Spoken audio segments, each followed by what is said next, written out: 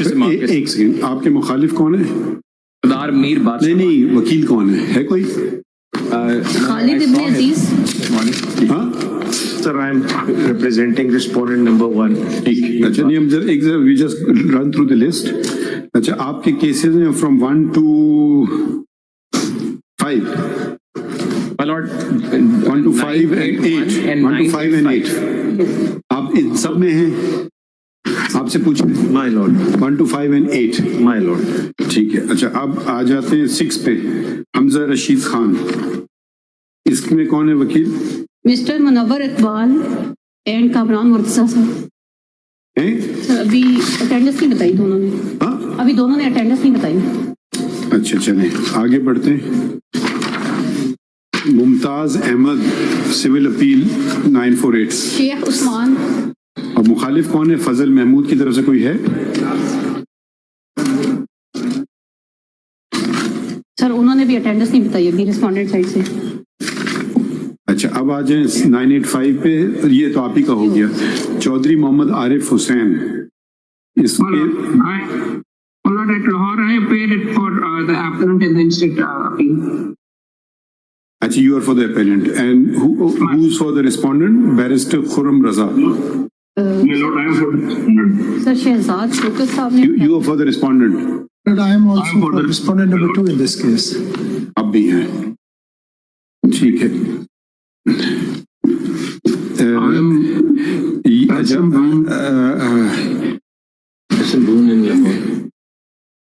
आप किसके लिए भून साहब? मैंने एक पिटीशन जो सुप्रीम कोर्ट बार एसोसिएशन में ही, मैं पिटीशन नंबर 2 हूँ। 22 supreme court bar association. Although Supreme Court Bar Association will put his viewpoint, I think ये तो मैं अपील की हुई थी, but main matter जनाब ने टेक अप कर लिया है, वही मैटर दूसरे it would become infructuous.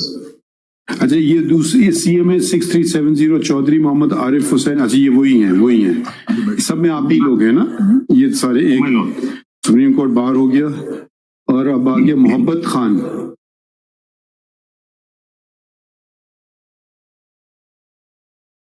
हैं बलूचिस्तान में कोई है? हाँ Samiullah Baloch. Ji, I'm Sanaullah Baloch. I'm here too.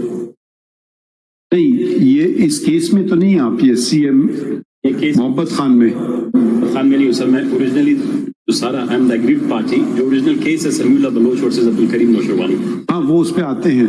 अच्छा, अब मीर मोहम्मद अमीन उमरानी के केस में कौन है? आप हैं? Civil appeal 40. हाँ, Civil appeal 402. और मोहम्मद खान जुनेजो के केस में कौन है? I am appearing for appellant in that matter. अच्छा, ठीक है। Civil appeal 1946. अच्छा, all those who are in favor of lifetime disqualification, कौन है वकील? Lifetime disqualification. Lord, in CA 880, I support this variant. Sorry? Lifetime disqualification in civil appeal number 880/2015. अच्छा, you are? Correspondent number 1. ये आपका इसमें ग्रामी शक्ल नहीं नजर जी? खुर्रम रजा। अच्छा, खुर्रम रजा। और कौन सपोर्ट कर रहा है? In 684 of 2015, my lord. 6 Fadl ma'am. Civil appeal number जी 984 6 number पे। अच्छा, 984। एंड आप हैं, योर गुड नेम इज? मान Karimuddin. You are for the appellant? Okay, ठीक है। माय लॉर्ड, एक मैं क्लैरिफिकेशन करना चाहता हूँ। पहले बताएं किस केस में आप? My lord, 981 and 985 of 2018 Sardar कंफ्यूशियस Imam case, it is the main case my lord. हाँ, आप इसमें किसके लिए हैं? I am for the appellant my lord. जब ये अपील्स फाइल हुई थी, अपेलेंट के लिए, these were filed in 2018 and at that time the only judgment, in fact there were other judgments also, but the latest judgment on article 62(1)(f was the Samiullah Baloch judgment. और appeal में मैंने ये argue किया कि ये apply करता है. But now after the enactment of section 2322 of the election act, I am not arguing for lifetime disqualification. I am saying that this is a valid piece of curative legislation and it can prevail over the Samiullah Baloch judgment. और मैंने my lord अपने concise statement CMA number 8 file किया और CMA number 8 और 2024. ठीक है, okay. और कुछ केस लॉ भी है. नहीं, we will come to it. जरा से हम ये let's coordinate everything. Attorney General, are you supporting the law or you are opposing the law? My Lord, What is your contention? my Lord, I am seeking your lordships to. I'd be seeking your lordships to revisit Samiullah Baloch, and then after revisiting Samiullah Baloch, then look at the law, examine the law in that context. Because in my respectful submission, Samiullah Baloch, there are certain contradictions in Samiullah Baloch which merits your lordship's attention. The law में क्या है? My Lord, Are you supporting the law or not well, supporting? of course, it's a federal law. I'm ये हमारा last order जो था उसमें भी issue notice to advocate Section general also. 232, subsection 2 of the Elections Act. ये हम last order किधर है? 32 है ना? जी 232. ये ऑर्डर किस फाइल में है? Should be in the main, if it is in the main appeal 981. 981 काम किया. It was passed in all of them, but I'm assuming it's in 981. ठीक है, ये जरा अगर आप पढ़ दें, if you don't mind. My Lord. This is order dated 11th of December 2023. 981 में पेज 106 पे. जी. I'm reading the order now, the last order. These appeals pertain to the disqualification of candidates who wanted to contest elections. In civil appeals number 981 and 985 of 2018, the parties are the same. One appeal is with regard to a provincial assembly seat and the other to a national assembly seat. In civil appeal number 984 of 2018, the parties are different, but the issue is the same. The general elections of 2008 required candidates to have a minimum graduation qualification. Some candidates made misdeclarations in their requisite nomination papers. Some produced degrees from unrecognized institutions, and others faked degrees to show eligibility of their participation in the general elections. This court had disqualified all such candidates, and some also faced criminal prosecution. The respondent number 1 in civil appeals number 981 and 985 of 2018 was convicted for a period of 2 years, and we are informed that his appeal against conviction is pending before the Multan bench of the Lahore High Court. However, for the person who purportedly produced a fake degree in civil appeal number 984 of 2018, there was no criminal prosecution. In view of the fact that a criminal appeal is pending adjudication before the Lahore High Court, we steered clear of this aspect and only concern ourselves with the question of disqualification of candidates. 2. The Learned Counsel for the appellant states that disqualification is for life by relying on the decision in the case of Samiullah Baloch versus Abdul Karim Nashirwani, PLD 2018, Supreme Court 405, which held that when Article 62(1)(f) of the Constitution of the Islamic Republic of Pakistan is attracted, the disqualification is for life. However, the Learned Counsel for the respondent in civil appeal number 981 and 985 of 2018 disputes this and states that the period of disqualification is for 5 years as per section 232(2) of the Elections Act 2017, which provision was enacted through the Elections Amendment Act 2023, promulgated on 26 June 2023. The Learned Additional Attorney General also relies on the said statutory provision reproduced hereunder. 232(2). Notwithstanding anything contained in any other provisions of this Act and other law for the time being in force and judgment, order or decree of any court, including the Supreme Court and a High Court, the disqualification of a person to be elected, chosen or to remain as a member of the Parliament, Majlis-e-Shura Parliament or a Provincial Assembly under paragraph F of clause 1 of Article 62 of the Constitution shall be for a period not exceeding 5 years from the declaration by the Court of Law in that regard, and such declaration shall be subject to the due process of law. 3. We inquired from the Learned Counsel whether Section 232(2) of the Elections Act 2017 has been challenged, and they said that they are not aware of a challenge thereto. However, the learned counsels are unanimous in stating that unless there is a clear pronouncement by this court on the matter, the returning officers in the forthcoming general elections may wonder whether to apply Section 232(2) of the Elections Act 2017 or the said judgment of this court, which may create needless confusion in the elections and shall not be conducive to democracy. There is also the likelihood of election tribunals and courts being inundated with cases arising out of the uncertainty. 4. The learned AAG points out that the Supreme Court Practice and Procedure Act 2013 requires that where constitutional interpretation is required, a bench of a minimum of 5 judges has to hear it. He further states that the interpretation of a federal law, the Constitution, and applicability of the decision of the Supreme Court is required, which will also impact elections to the provincial assemblies, and as such, requisite notices be issued. Therefore, notice under Order 27A of the Code of Civil Procedure 1908 be issued to the Attorney General for Pakistan and to all the Advocate Generals of the province. Notice be also issued to the Election Commission of Pakistan and public notice be published in a prominent English and Urdu newspaper having wide circulation, as the decision in these appeals may also affect those who are not parties hereto. 5. Concise statements attending to the said constitutional and legal questions without reference to facts and the particulars of individual cases may be filed. It is clarified that the pendency of these appeals and the questions raised herein shall not be used as a pretext to delay the forthcoming general elections scheduled to be held on 8 February 2024. These cases and any others involving the same question be fixed for a hearing in early January 2024 before a bench constituted by the committee under the Act.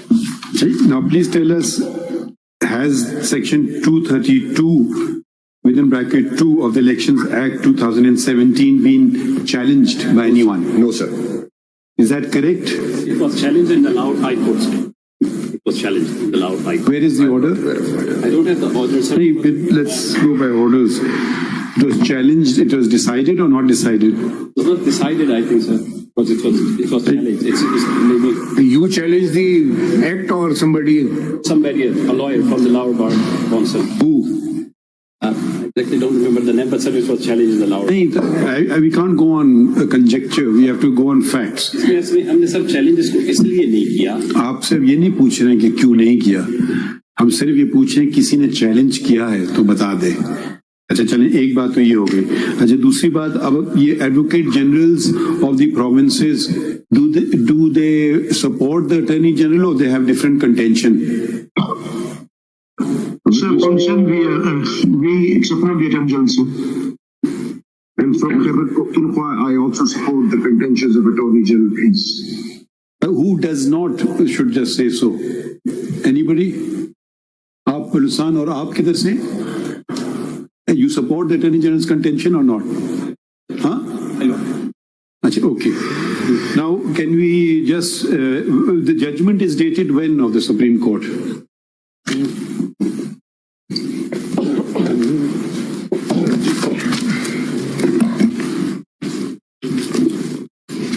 The 2018 Supreme Court, and so it is before this law was enacted.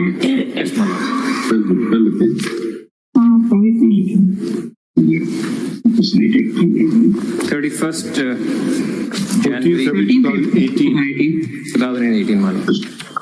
13th April 2018. Now let's start with the constitutional provision. Attorney General, if you can come back.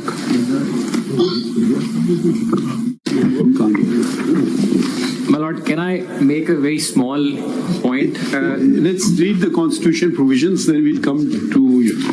Because, my Lord, in my appeals, there is another issue also, another question of law which needs, my Lord's We will come to decision. it. We let's just see what the provision was. Sure. And we will, don't worry, we will give you an opportunity. Now, can we read the relevant provisions? My Lord. Article 62. My Lord, Article 62, Clause 1 and Subclause F.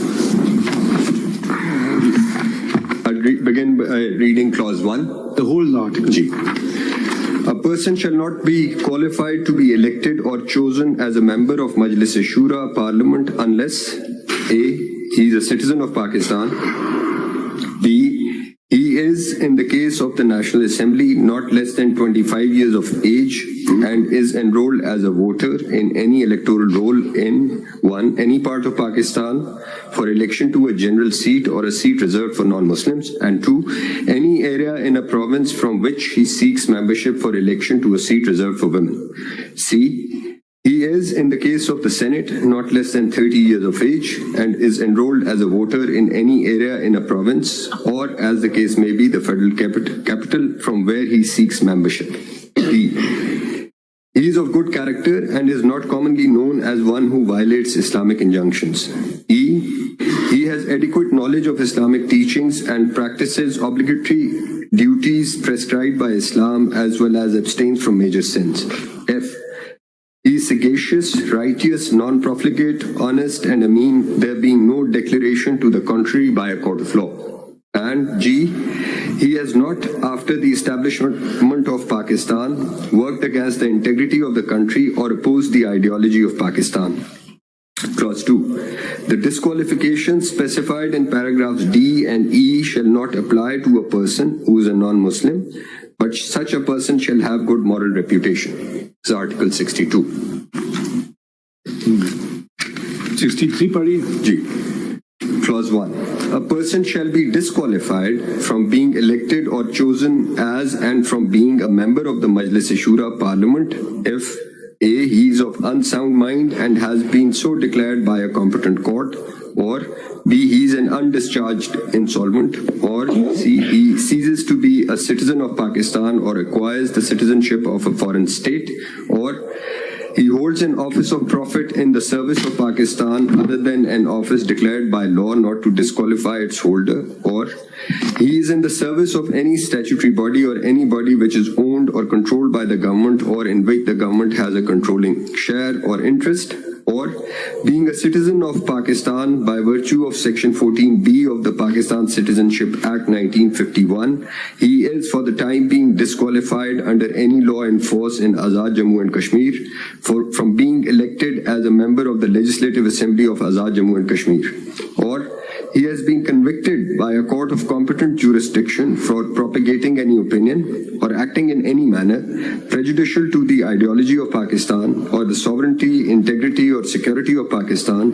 or the integrity or independence of the judiciary of Pakistan, or which defames or brings into ridicule the judiciary or the armed forces of Pakistan, unless a period of 5 years has elapsed since his release, or he has been, on conviction for any offence involving moral turpitude, sentenced to imprisonment for a term of not less than 2 years, unless a period of 5 years has elapsed since his release, or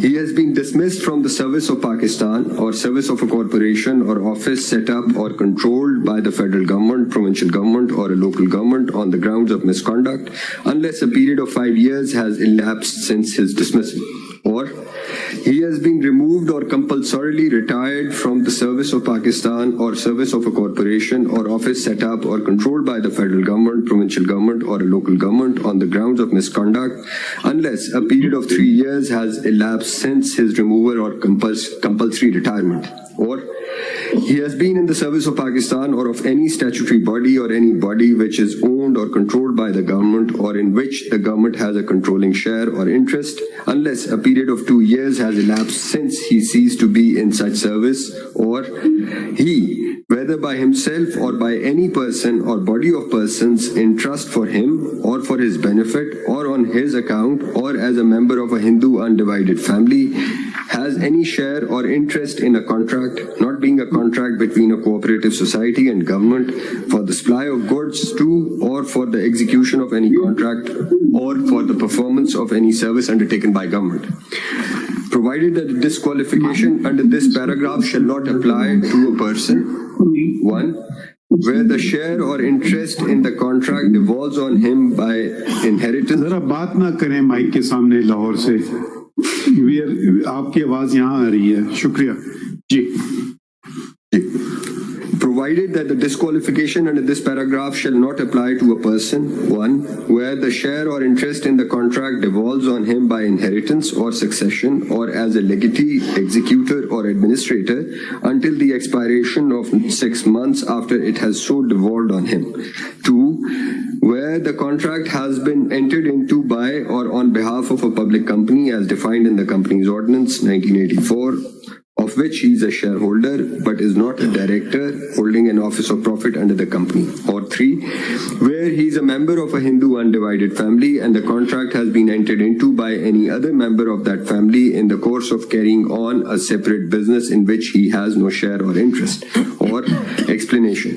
In this article, goods isko skip karke not disqualification. G. So we can come to M pe chalte. G. He holds any office of profit in the service of Pakistan other than the following offices, namely, again, an office which is not whole-time office remunerated either by salary or by fee. 2, the office of Lambardar, whether called by this or any other title. 3, the Qawmi Razakars. 4, any office the holder whereof by virtue of such office is liable to be called up for military training or military service under any law providing for the constitution or raising of a force.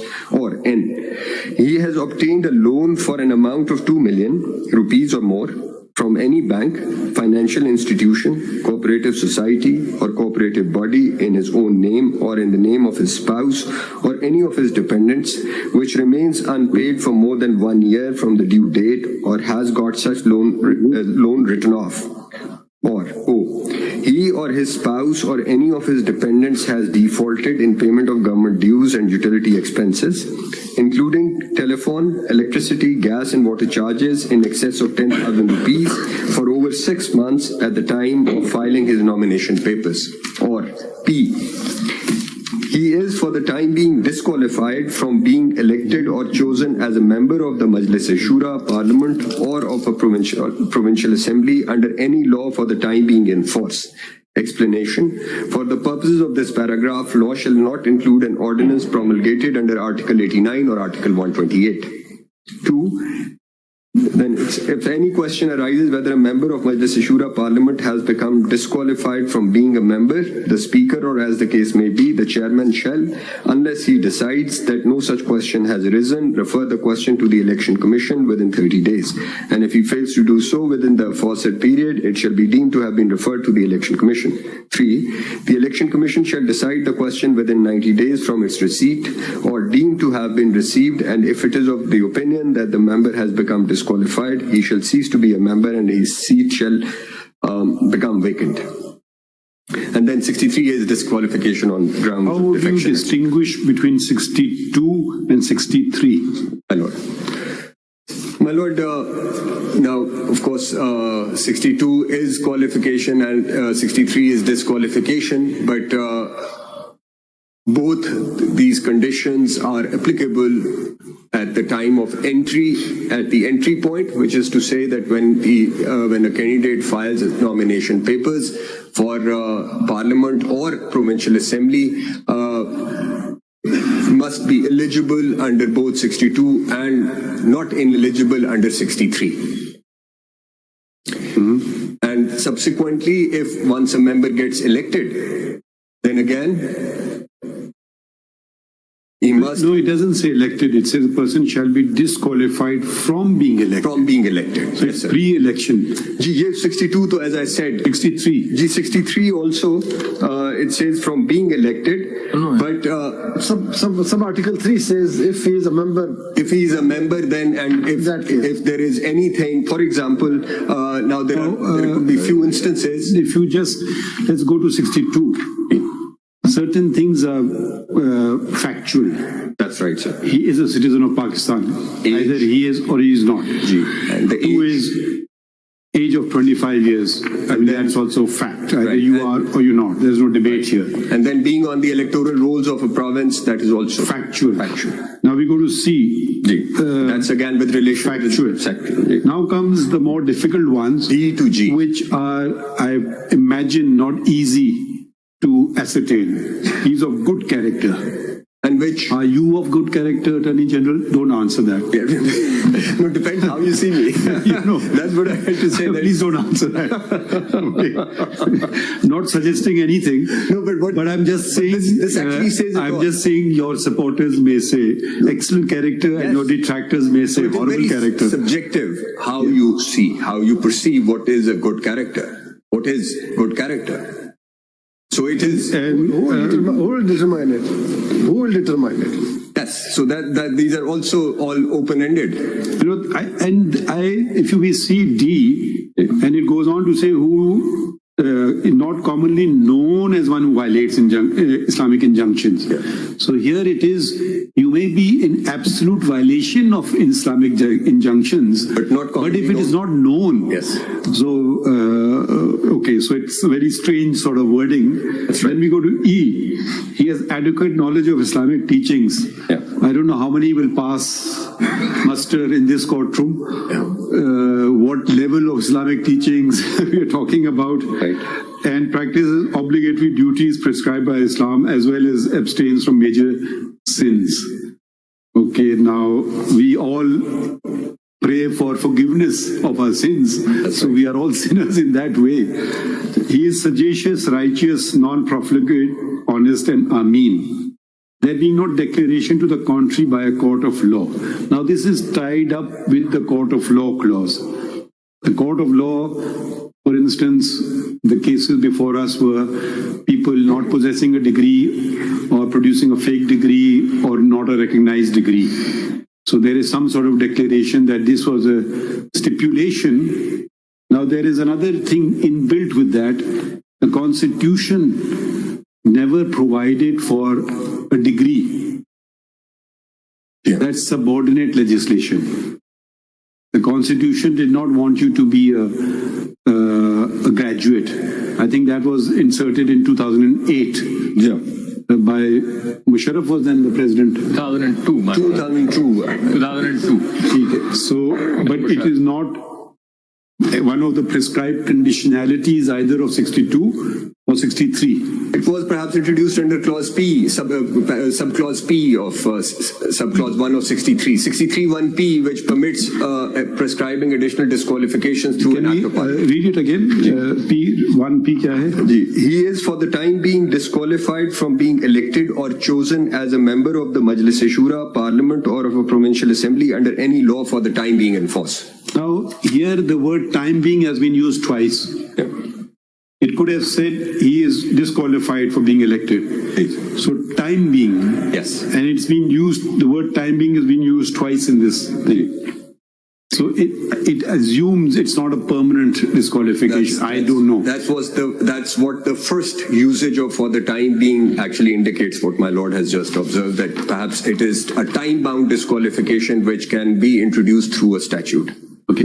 Now, with regard to the disqualification of, did the law for degrees, the law did not provide a time period disqualification. So the Supreme Court, in the case of Samiullah Baloch, held that since no disqualification period has been prescribed, it will be forever. So, a permanent so long as the declaration is in the field, the disqualification stays. And the two be resolved now, if the judgment of the Supreme Court also stands and the law also stands, that till the law came into effect, that may have been the position, but since the law has now occupied the field of legislation and prescribed a particular period of time, unless we hear a challenge to the law, which there is no challenge to the law, then why should we disregard the law? That's one way of looking at it. And we don't need to touch the judgment at all, because at that time, this aspect of the matter had not been legislated upon either in the Constitution or by law. So then the courts kind of filled in the vacuum and said that it should be lifetime because there is no period of disqualification. So Samiullah Baloch judgment stays intact, but the law has come in place and it is in the nature of a non-obstante clause. That's one reading of it. What do you have to say to that? The question would be, can the sub-constitutional legislation control the constitution? So that is one. And then the second would be, can there be legislative overruling of a judgment without first removing the basis on which the judgment came out? So, can we go to the judgment now of the Supreme Court? my lord, Relevant provisions, whatever you think are relevant for our reading. paragraphs, my lord. Ji. Paragraph 35 है. G35 and 444 page पे. G. So this is PLD 2018 Supreme Court 405. ये चार judgement जो One thing is very important. का reference है पहले इसके अंदर ना, चार जजमेंट हैं, उसके साथ फिर समीउल्लाह है, जी एक इम्तियाज अहमद का केस है, एक अब्दुल गफूर है, एक मोहम्मद खान है और एक अलादीनो भाइयों है. Aladino Bhayo, first Aladino Bhayo, and then the review which came out later in 2020, and the court took a somewhat different view. Mr. Attorney General, to nullify Samiullah Baloch, the amendment would have been in the Constitution. My lord, and that's why I mean, if you're looking at the basis of the judgment, Yeah. the basis of the judgment emanates from the Constitution. So unless the Constitution were to be amended, Samiullah Baloch could not be undone. So, because Samiullah Baloch is interpreting a constitutional provision, and Samiullah Baloch basically holds that the declaration which is referred to in 62(1)(f) has to remain in field till such time, till such time the declaration in the field, the disqualification stands. Then what my lord has observed carries. There is no time limit provided under Article 62. So there are no time limits as far as my Lord the Chief Justice had just gone through, took us through clauses A through G. Now, as far as D, E, F are concerned, they are all without any timeline. Now, the question before your Lordship, and it was also argued in Samiullah Baloch. In fact, all the counsels before Samiullah Baloch.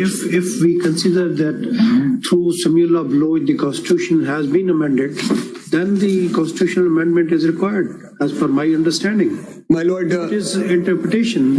My lord, with respect, Samiullah Baloch also read something into the Constitution which was not provided, and like what did they read into the? My lord, while comparing now, while examining 62(1)(f), the court held that so long as the declaration is in the field, this disqualification stands. While at the same time, when they were examining 63(1)(h), which is under 63 and relates to moral turpitude, which includes dishonesty, and there is a 5-year time limit, the court took a different view while examining both, and it said that, because there is a personal cost price that a person has prepared by going to prison, so therefore 5 years is good enough. But what the court did not, or with respect, overlook was that in both cases, the declarations are there.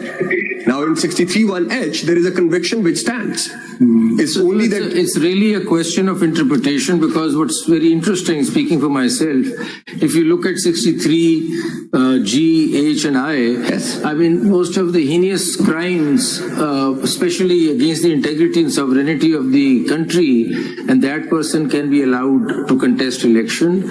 Where there are punishments, he goes through punishments and comes out and contests election. What is a bit odd is that a civil declaration, which is just for some misdemeanor, like misconduct, which doesn't even carry a criminal punishment. Absolutely. That carries an absolute bar for the rest of the life. That seems to be a bit odd, because if you commit murder, you commit treason, you commit whatever, you can come back and contest election. But if you just forget to write something in the form, you would be out forever. And so how does one reconcile? So it's a matter of interpretation. Yes, so that is what my respectful submission would be, because in both, in G, H and also in I, there is an adverse finding against the person, a declaration by a court of law against that person. In those proceedings, those declarations, of course, subsist. He serves the time or whatever punishment provided by law, and then he can come back in after 5 years. Now here, while looking at 62(1)(f), where there is this, the standard of proof is lower compared to those criminal proceedings under 63(1)(h), which is beyond any shadow of doubt, and that declaration has still come out beyond any shadow of doubt. And here is preponderance of evidence or somewhere between the two, and here the person is out forever. But before we go into that, could you just explain to us how can any court, a civil court, grant declaration which is in the negative? I mean, how can a court grant a declaration that you're not sagacious? That cannot happen. So how does that work? I mean, I've been always perplexed about this. We can't get a negative declaration from any court. Can a court say that you're not sagacious? Why would that happen? Because no civil proceedings could lead to a negative declaration. It's always positive. So I don't understand how a court will ever give such a declaration. So then most of the courts which have given this declaration are the constitutional courts. So you have... That's another question. And in those cases, is the declaration absolutely clear? I mean, does it say that you're not sagacious, or then we infer from the judgment that because you presented a fake degree, as a consequence, we understand that you are not a mean? I mean, let me just go to the language of 62(1)(f) to understand what do we mean by declaration. Declaration, and also what is a court of law, because, and I say this, and my lord has just observed, in Ishaq Hakwani's case in 2015, a 7-member bench actually framed these 4 questions. They left them unanswered for some other case in future. And those questions were that what would be that court which is to give this sort of declaration? What would be the procedure? In that case? They left it open, sir. These questions were not answered by a 7-member bench. So which court would it be? What procedure would it follow? What would be the standard of proof? And who will have the locus standi? Now, these are the questions which are very, very relevant for the purposes of this declaration by a court of law. And then also whether the courts exercising, let's say, constitutional jurisdiction, who cannot record evidence, where witnesses cannot be cross-examined, a person against whom an allegation has been brought cannot really defend himself as he is able to in a trial, would the declaration coming from constitutional court suffice for 62? Mr. Attorney General, the question which has been there for a while now is, first of all, can there be a civil court granting a negative declaration, number one? And number two, the question is that in constitutional proceedings, where there is no evidence being taken, the court has arrived at a decision that a fake degree has been, for example, I don't know what the other cases are, fake degree has been presented by this person, does not necessarily mean that the court is moving further and saying that you are now non-sagacious or whatever. It's simply saying in this particular matter, a false degree was presented. But I don't know of any judgment where they've actually gone ahead and said, then as a consequence, you're a fraud.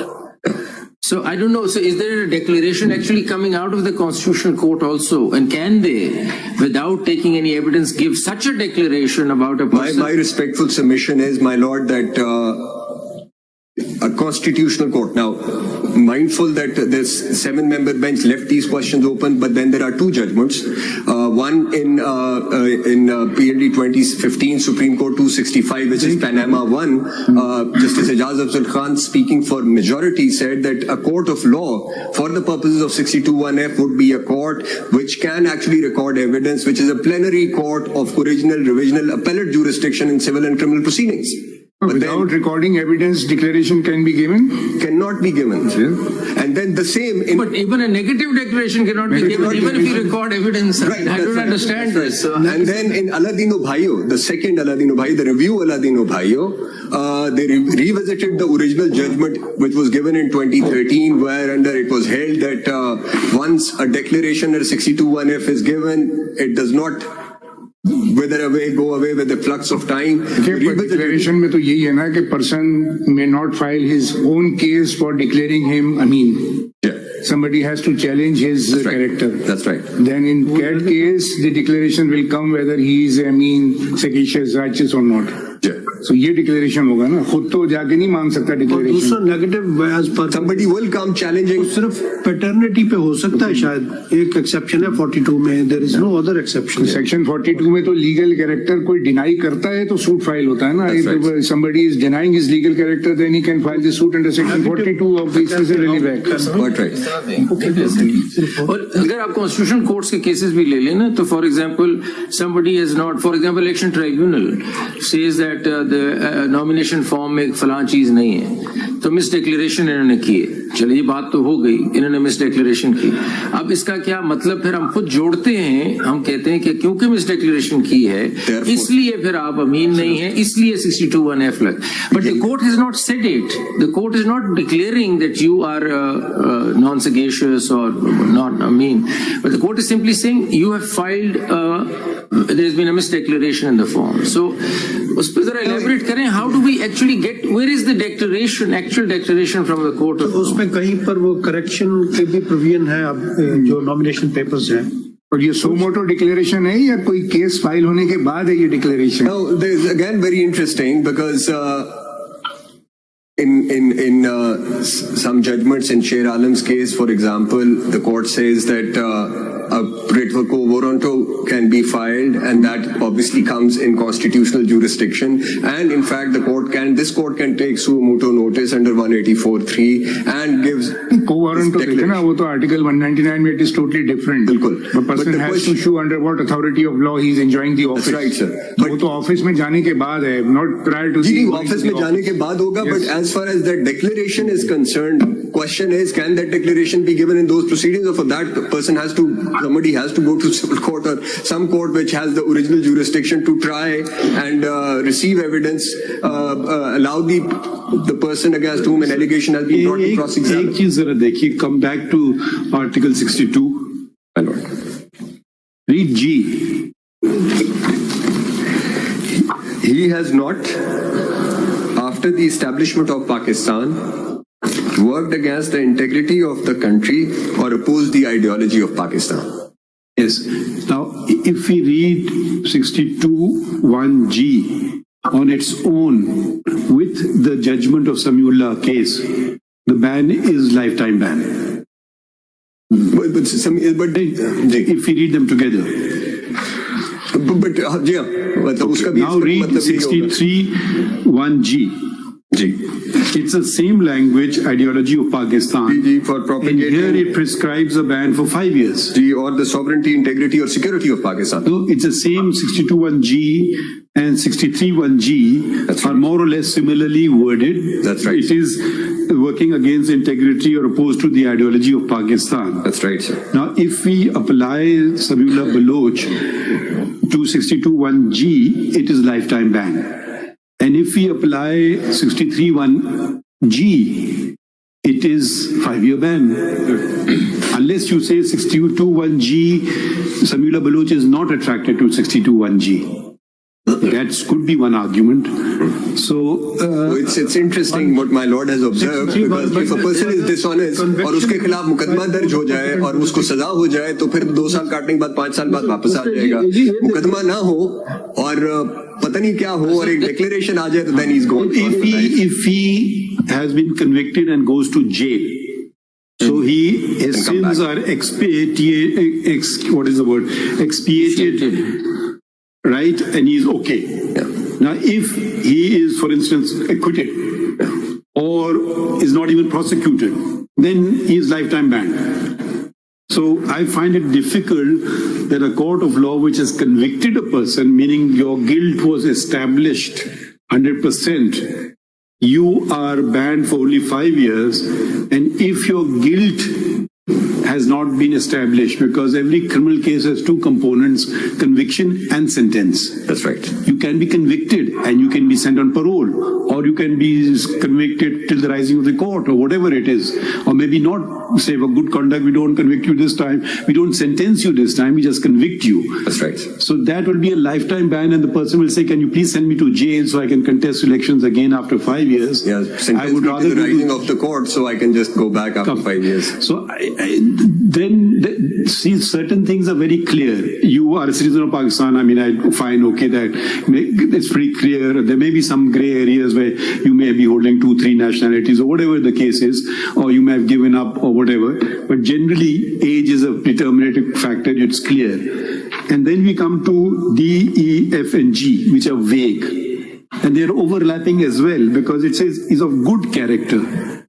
Now, can any human being possibly say this on oath if he's truthful? If he's truthful. So it appears that as far as D, E, and G is concerned, there's no third-party declaration. You know, who's actually saying that he doesn't have adequate knowledge of Islam?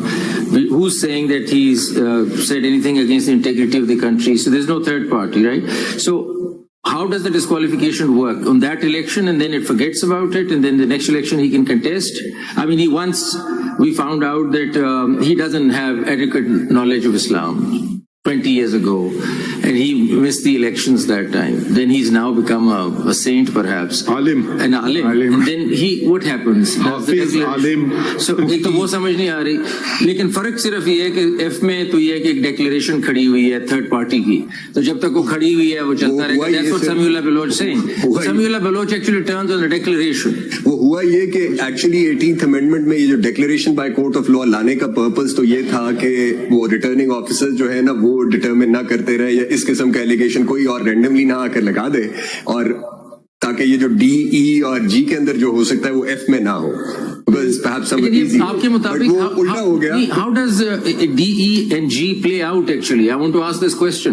आज से 10 साल पहले किसी ने integrity of Pakistan के बारे में कोई बात स्पीच कर दी, बस खत्म हो गई बात. अब वो इलेक्शन नहीं लड़ सकता. ये देखिए कुछ लोग होते हैं तो उन्होंने 5 years कर दिए, वो कहते हैं yes I have seen the light.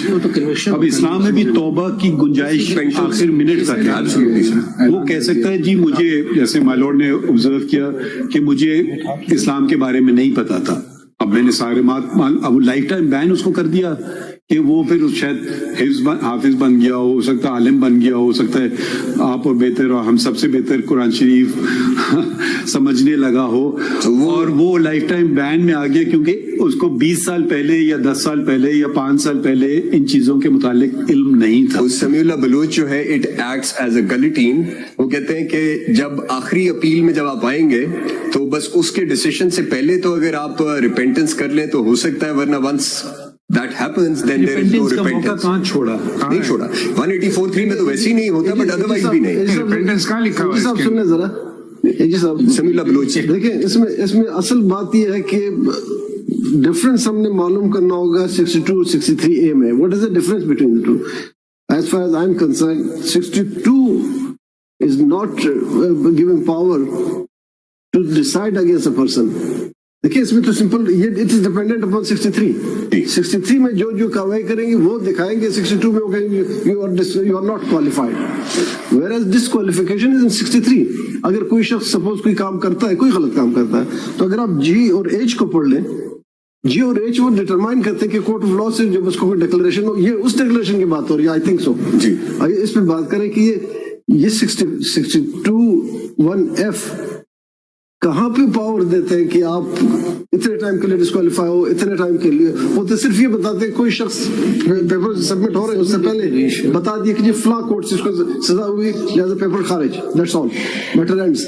The authority dealing with this matter have no power to decide the disqualification period of that person. वो disqualification के period तो 63 ने बता दिया. ये सजा जुर्म करोगे तो इतनी सजा होगी, और उस जुर्म की सजा पूरी होने के 2 साल बाद जब आप निकलेंगे तो फिर आप क्वालिफाई होंगे. तो ये आप जो पहला सवाल जो आपसे किया कि डिफरेंस, आप डिफरेंस जब बताएंगे तो खुद ब खुद पता चलेगा what is 62 and what is 63. So if 62(1)(f) is juxtaposed with 63(1)(h), H and H both. H moral turpitude है, बिकॉज वो उसके साथ डिसऑनेस्टी एटसेट्रा वो उसके साथ है. Moral turpitude being very broad, और वो एग्जामिन हुआ समीउल्लाह बिलीव. उसको अगर आप सामने रखें तो the consequence then, if they are to be reconciled, then the consequence is only one, which is that the timeline which is provided for the declaration in 63(1)(h) must necessarily apply to the time to the फर्क ये हो गया ना कि H में अगर conviction हो गई because it attracted an offence and so it led to conviction, then he can come back. But if it was lesser than even a case where it could constitute an offence and so he could not be taken in a criminal case, a simple declaration was given on the civil side, that goes on unlimited. अब यही समझ नहीं आती, because otherwise then we also have to stay away from the concept of reading into the constitution. But now that you have started reading in 63A, so I was just that is also a question. So you must stop from reading furthermore. Reading in just another aspect, if you can attend to. Can you read D? Why not? Again. He is of good character and is not commonly known as one who violates Islamic injunctions. Now please read F. He is sagacious, righteous, non-profligate, honest and ameen, there being no declaration to the contrary by a court of law. Now, what does this mean? there being no declaration to the contrary by a court of law. In clause D and in clause E and in clause G, these words are not mentioned. That's right. So either you say clause D, E and G are redundant, they're meaningless clauses, because the words, there being no declaration, either the same wording should have been followed. And I can't, at least I cannot understand the difference between good character and sagacious. I mean, good character is something different from sagacious. Is good character different from being righteous? Righteous, non-profligate. What does that even mean? What does non-profligate mean? What does it mean? Who doesn't spend wastefully? Israf. Yeah. So good character. Yeah. So if you are doing wuzu and wasting water, you become a profligate. Because there's a hadith of the Prophet, That's right. do not waste water, and even if you're standing next to a flowing river. So then he's a profligate. So, and then we go honest. Good character, every good character person is an honest person, I would imagine. And Ameen. I mean, you know, these are words which a Muslim would never even dare utter in deference to the Holy Prophet, that only he is and none of us are. I mean, that is humility and abject humility. You will never say that. Otherwise, why would you seek forgiveness for whenever someone dies? Please forgive his sins. Do we ever say he's entitled to Jannat and Allah Ta'ala grant him Jannat? He never committed a sin. We don't even pray that for ourselves.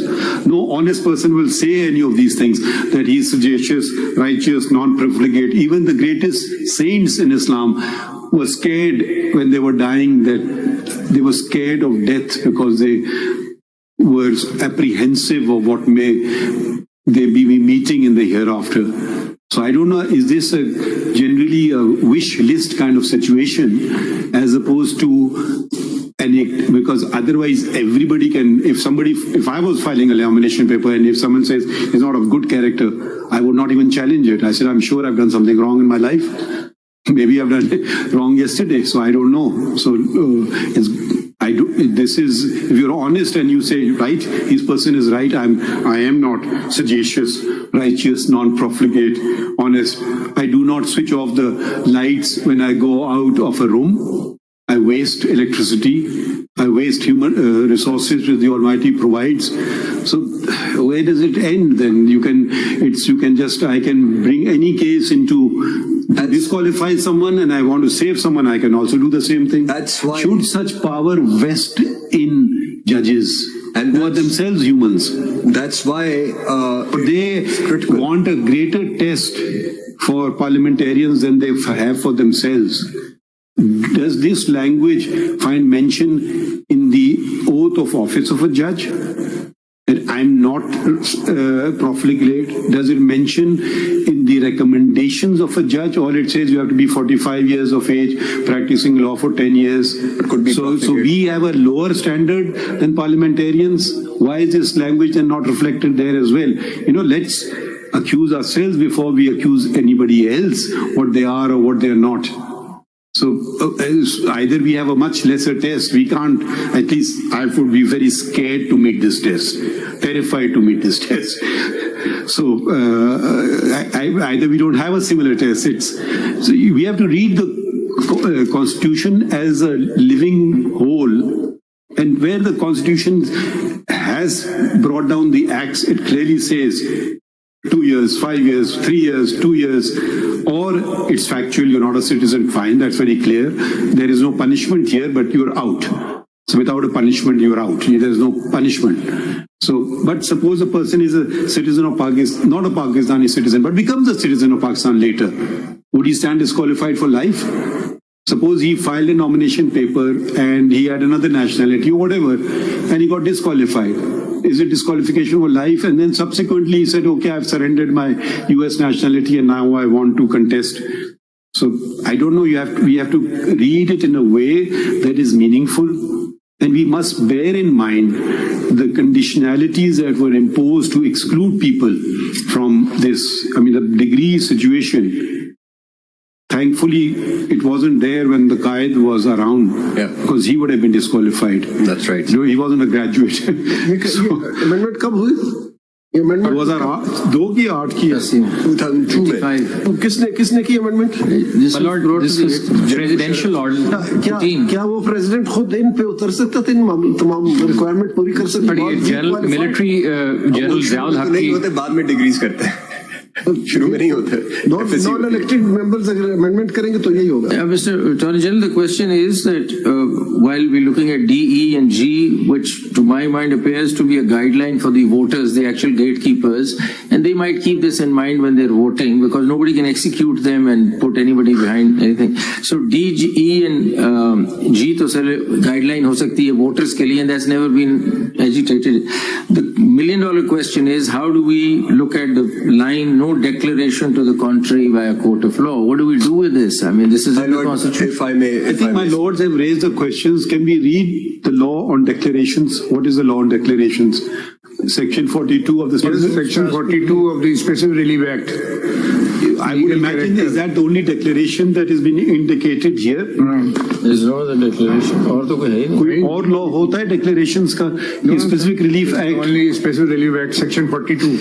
Legal character के ऊपर जो है ना, वो that is the only law. Declaratory suits are filed under 62 one है. हो नहीं. Section 42. Constitution में रहा. ये तो इन्होंने कर दिया ना, बट अगर कोई चैलेंज करेगा तो वो तो 42 में ही करेगा ना, वो negative declaration. Negative declaration concept है ना. Positive declaration is not the negative declaration. We have held in paternity cases that you cannot do negative declarations. in paternity can ये ना negative positive. negative कर सकते हैं paternity. नहीं, negative positive हाँ. Negative नहीं हो सकता है क्या? Person regularly character right of any property. दे देना इनको specific relief act सर. आप अटर्नी जनरल को दे देना. कह सकता हूँ कि हम honest. यही दे देना प्लीज. ये मैं दावा फाइल कर सकता हूँ कि honest. Yes, Ji. Well, that's entire. Ji, sir. I have it before me. Mr. Jilani's iPad is very helpful. Discretion of court as to declaration of status or right. Any person entitled to any legal character or to any right as to any property may institute a suit against any person denying or interested to deny his title to such character or right, and the court may in its discretion make therein a declaration that he is so entitled, and the plaintiff need not in such suit ask for any further relief. Bar to such declaration, provided that no court shall make any such declaration where the plaintiff being able to seek further relief than a mere declaration of title omits to do so. By the court to what is understood by court? A civil court? Yes. Under section 9, or is it a constitutional court? No, this is it's a civil court where evidence can be led, witnesses can be examined, where a burden of proof is discharged, and then there is an opportunity of rebuttal. Suppose in a case where I've done so even, we observe hearing a civil petition for leave to appeal or a appeal that the appellant had dishonestly filed a suit. Suppose we hold that and we've held so and impose costs on him. Will that constitute a declaration of a court of law in terms of Article 62(1)(f)? My respectful submission is no, sir. Why? Because you are not a court where that particular issue is actually conclusively determined through a trial. So we could observe in other cases. We could say in a criminal case that I don't believe this witness is a liar. And that witness will then be struck by 62(1)(f) because it's a declaration of a court of law. And in a judgment in a criminal case, he was not an accused there, but he was a witness. And the court says, I don't trust this witness. I found him to lie. My My lord, So it's, then you can bring out every case. We may make an observation against a lawyer. He misled the court, for instance. Sometimes we do that. My lord, if I Regretfully. And then if a lawyer contests election, the person will say, you have held that he misled the court. He is, of course, how can you allow him now to contest election? He's banned for life. my lord, now, जी साहब एक चीज और देख लीजिए, declaratory judgements का जो supreme court के लिए प्रोवाइडेड है ना, वो आर्टिकल 184 सब आर्टिकल 1 में वो डिक्लेरेटरी जजमेंट्स हैं। सूबे और वफाक के दरमियान जो झगड़े होते हैं ना, उसमें लिखा हुआ है कि supreme court shall pronounce declaratory judgment. उसके अलावा के डिक्लेरेटरी जजमेंट 184 और 185 में लिखा हुआ है। 184.3 is not mere declaration. I mean, 184.3, the court goes on to conduct. शिजाज Shaukat साहब यहाँ बैठे हैं जो सिविल कोर्ट के माहिर हैं, तो आप बताइए ना ये वाली डिक्लेरेशन कैसे होगी? My lord, दो चीजें ऐड कर दूं। बता दें। आप सपोर्ट कर रहे हैं लॉ को या अपोज कर रहे हैं law? I am supporting the law. The law. I am against. We want to hear from those who are opposing the law. There's none. So then There is somebody who said yes. Then hear him out. ये है ना जी. I am opposing this. So, yeah, I think in the course of proceedings, Let's hear. the I challenge. just want to understand how the opposition is. That's right. जी बताइए. My lord, ये आप oppose कर रहे हैं तो पहले ये बताइए कि इसको चैलेंज किया है? मतलब मैं लॉ को इस बारे में अपोज कर रहा हूँ। नहीं, पहले बताइए कि अगर है तो हाई कोर्ट में चैलेंज किया वायरिस को इसकी आपने? मैंने तो चैलेंज नहीं किया। तो फिर अब क्या अपोज करेंगे आप? गुजारिश ये मालूम, क्योंकि समीउल्लाह बलोच केस अगर मौजूद है जो कि कॉन्स्टिट्यूशन कर रहा है, माइक अपने सामने। इसीलिए तो आपसे पूछा ना, समीउल्लाह बलोच है, उसके बाद आप समझते हैं कि लॉ गलत अमेंड हुआ है, 232 गलत आ गया है, तो whether you have challenge the vires in the high court और not? That can be challenged before this proceeding, my lord, because that question is just alive before this honorable, and the same notice administration on that question. And in this proceeding, this honorable court has every authority to declare the law which has been passed in violating the provision of the constitution or whereby. पर अभी उस्मान आपने कहा था कि are you supporting life disqualification or? Sir मैंने कहा था कि नहीं, उस्मान ने क्या कहा था? मैंने ये कहा है मालूम कि जब तक समीउल्लाह बलोच मौजूद है ये लॉ नहीं आ सकता, ये लॉ अल्ट्रा पर मेन केस में आपकी क्या है कि डिस्क्वालिफिकेशन लाइफ को आप सपोर्ट करते हैं या नहीं? मैं डिस्क्वालिफिकेशन को असिस्ट मैं इस पॉइंट पे करना चाहता हूं कि रीविजिट हो सकता है कानून, लेकिन वो इन कंडीशंस के साथ रीविजिट हो सकता है। वो मैं आप एक देखें, वजाहत से बात कीजिए ना, गोल शोल बातें ना कीजिए ना। आप लाइव डिस्क्वालिफिकेशन के फेवर में या खिलाफ हैं? सीधी बात मैं लाइव डिस्क्वालिफिकेशन की फेवर में उस हद तक हूं कि अगर समीउल्लाह बलोच प्रवेल करता है। आपसे सीधी बात करता, हम ये क्या सवाल जवाब दे रहे हैं आप? नहीं, either you support the principle or law को सपोर्ट मैं इसलिए नहीं कर सकता कि law against the judgment of the supreme court है। अगर अगेंस्ट द जजमेंट है, इंटरप्रिटेशन रीइंटरप्रेट हो सकती है प्रोविजन। सुप्रीम कोर्ट का जजमेंट जब तक था उसके बाद पार्लियामेंट ने लॉ अमेंड किया। अगर आप ये कह रहे हैं इसका मतलब है सुप्रीम कोर्ट की जजमेंट के बाद पार्लियामेंट लॉ नहीं बना सकती? लॉ बना सकती है स्टैट्यूटरी इंटरप्रिटेशन के बारे में, जहां स्टैट्यूट इंटरप्रेट हुआ। चलिए लॉ का तो ठीक हो गया, but are you saying that the principle settled in Samiullah Baloch, you agree with it? No, that I don't agree. I want to say that there is some conditions for the on the basis of state decisive principle कि कब वो judgement जो है वो revisit हो सकती है और क्या वो आप बार बार वही चीज रिपीट ना करें ना। अब आप सीधी बात हमसे कर नहीं रहे हैं। जजमेंट को छोड़ दीजिए 2 मिनट के लिए, लॉ को भी छोड़ दीजिए। हम सिर्फ आपकी राय मालूम करना चाह रहे हैं। आप लाइफ टाइम डिस्क्वालिफिकेशन को 62(1)(f सपोर्ट कर रहे हैं या नहीं कर रहे हैं? कोई हाँ या ना तो कर रहे हैं। मैं नहीं सपोर्ट कर रहा, लेकिन नहीं कर रहे हैं। अच्छा, हम सुनना चाहते हैं कि कौन सपोर्ट कर रहा है। एक सेकंड ठहर जाए, तो सुनेंगे आपकी वक्त पे। कानूनी बात करेंगे तो करिए, आ जाइए, बताइए। एक second, let us hear mister Samiullah Baloch, the person himself. जी, सनाउल्लाह बलोच। बिस्मिल्लाहिर्रहमानिर्रहीम। शुक्रिया मुअज़्ज़ज़ साहिबान। ये आपका ये केस है? जी सर, ये मेरा ही केस है। ये तो लिखा है Samiullah Baloch. Sir, Samiullah Baloch is my brother, and Abdul Karim Nosharawani, I am the aggrieved person because I contested the election against. तो समीउल्लाह बलोच कहाँ है? Abdul Karim Nosharawani, sir, he is my brother because the case is mine. So आप उनके attorney हैं, आप कैसे आप पेश हुए थे? क्या? जी हाँ, मैं पेश हुआ हूँ सर, बिकॉज मैं एग्रीव्ड पार्टी हूँ। जो मैंने 2002 के बाद जब इलेक्शन हुए, मैं उसकी तफसीलात में बात तफसील ना बता देना, आप बता दें किस ग्राउंड पे आप करना चाहते हैं। मैं ग्राउंड पे सर, ग्राउंड ये है कि जो कॉन्स्टिट्यूशनल जो प्रिंसिपल्स हैं उसके तहत सुप्रीम जो जुडिशियल सुप्रीमेसी है उसको मद्देनजर रखते हुए ये ऐसी बातें ना करें अदालत में। जुडिशियल सुप्रीमेसी क्या चीज होती है? मैं सर अगर आपकी इजाजत नहीं ऐसी बातें ना करें हमसे। sorry. कॉन्स्टिट्यूशनल सुप्रीमेसी की बात सुनी थी हमने, अब आप जुडिशियल सुप्रीमेसी का मैंने कॉन्सेप्ट नहीं सुना है। सर ये जो नहीं देखिए कानूनी बात करें ना, ये ऐसी बातें ना करें। सर ये जो आर्टिकल 62 और 63 है ये कॉन्स्टिट्यूशन में गुज़िश्ता 50 साल से और बिलखुसूस 18वीं तरमीम के बाद इसमें कुछ तरामीम हुई, लेकिन पर्टिकुलरली 62(1)(f) में तरामीम नहीं की गई। ये टोटल 5 सफ़ात पर मुश्तमिल कॉन्स्टिट्यूशन के अंदर बहुत क्लियरली एंट्री और एग्जिट पॉइंट्स दिए गए हैं हक की नुमाइंदगी के लिए, इख्तियारात के लिए। कहने का मकसद ये है कि सर जब ये 2013 के बाद से जब ये अगर आप कह रहे हैं ना 50 साल से ये स्टैट्यूट बुक्स पे है तो पहले क्यों नहीं कभी कोई डिस्क्वालीफाई हुआ? मैं इस पे आ रहा हूं सर। बात ये है कि सर ये जो है 2002 के बाद से ज़ेर बहस आया। ये 20 साल से सर सुप्रीम कोर्ट और बलूचिस्तान हाई कोर्ट और दीगर कोर्ट्स में ये तफसील के साथ ये ज़ेर बहस रहा है मौजू, और इसमें 62 और 63 की बहुत ही क्लियरली केयरफुली मेटिकुलसली जो है सर इसकी तशरीह की गई है। मेटिकुलसली ऐसे तो ना बातें करें ना आप, सर मैं पॉइंट पे आ जाएं। पॉइंट पे आता हूं।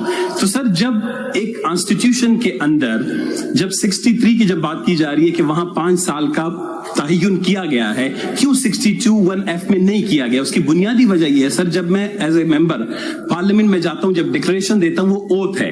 मैं ओथ में ये कहता हूं कि मैं शहरी हूं, मैंने BA पास किया है, मेरी उम्र 25 साल है। ये जब मेरे खिलाफ जिस शख्स ने कंटेस्ट किया था, जब मैंने उसको कंटेस्ट किया कोर्ट में, उसकी उम्र 24 साल थी।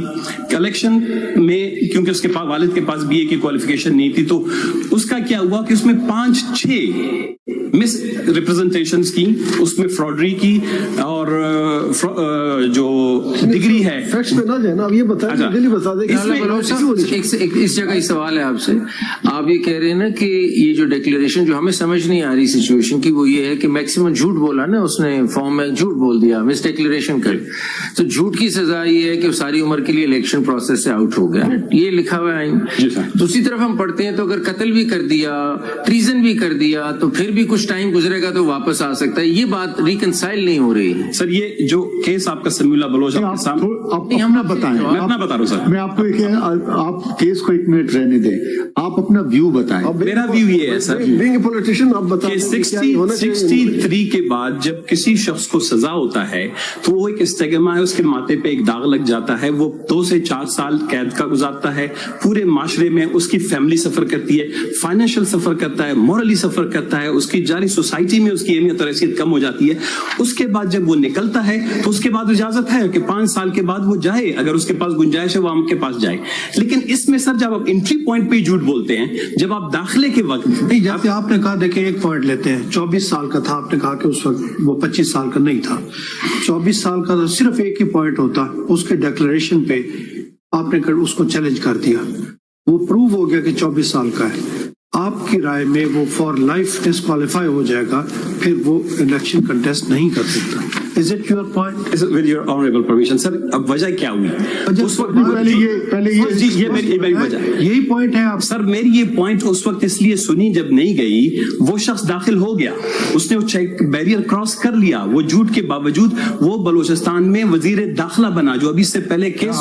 फिर जातियात पे ना जाइए। नहीं सर, हम जातियात को छोड़ दीजिए, हम आईनी नुक्ते की बात कर रहे हैं। हो सकता है बहुत बुरा आदमी है, हम उसमें नहीं जाना चाहते, तो आप जातियात को छोड़ दीजिए, आइन की बात करें। आप पार्लियामेंटेरियन है ना, हम जातियात पे बहुत सकता है अच्छा आदमी बुरा आदमी, वो हमारे सामने बहस नहीं हमने करेंगे, क्योंकि हम एक जनरल प्रिंसिपल तयन करना चाह रहे हैं। अब सनाउल्लाह बलोच साहब, देखिए मैं आपको बता, जो हमारे लिए कंपैरिजन में प्रॉब्लम आ रही है ना, एक तरफ 63A में आप जितना मर्जी क्राइम कर दें, आप कुछ अरसा सजा काटें, 5 साल गुजारें तो वापस आ जाए।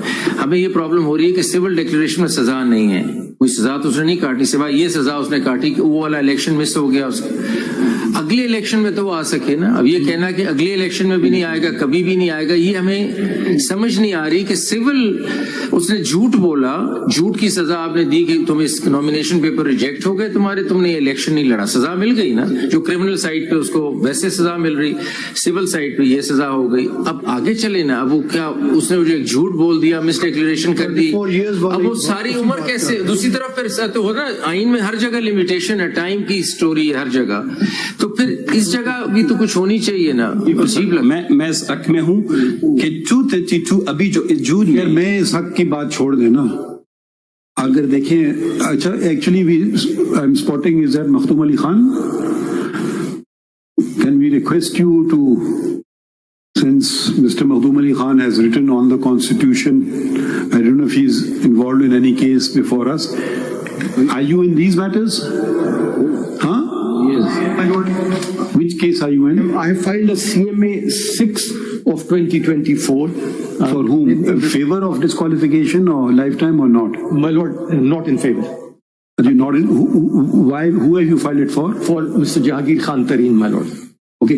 Now, one thing which nobody has attended to yet, at least one way of interpreting the Constitution is what the original Constitution said.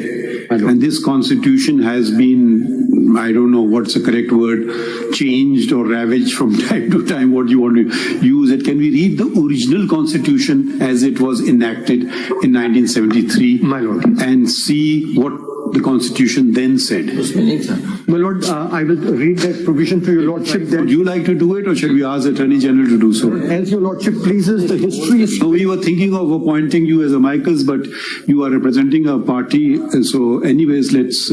As your lordship. Nahi, padhe 62. Do you have the original Constitution? Yes, my lord, I have. And the history is traced in Samiullah Baloch.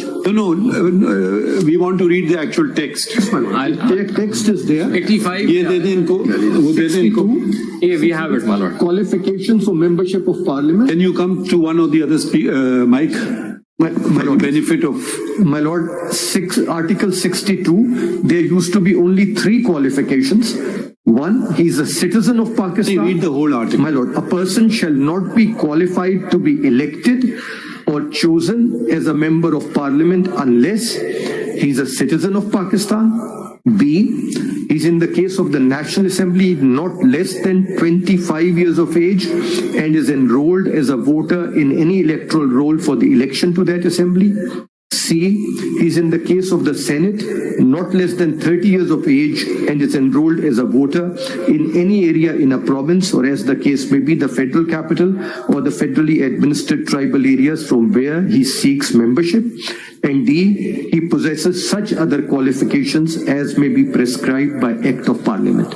So these troublesome provisions were not there? No, my lord. When did they come into? My lord, by Presidential Order number 14 of 1985, which is also called the Revival of the Constitution Order. This is General Zia. General Zia, when the martial law was coming to an end and partyless elections were soon to Is it ironic that a person who violates the constitution of the country puts in these conditions?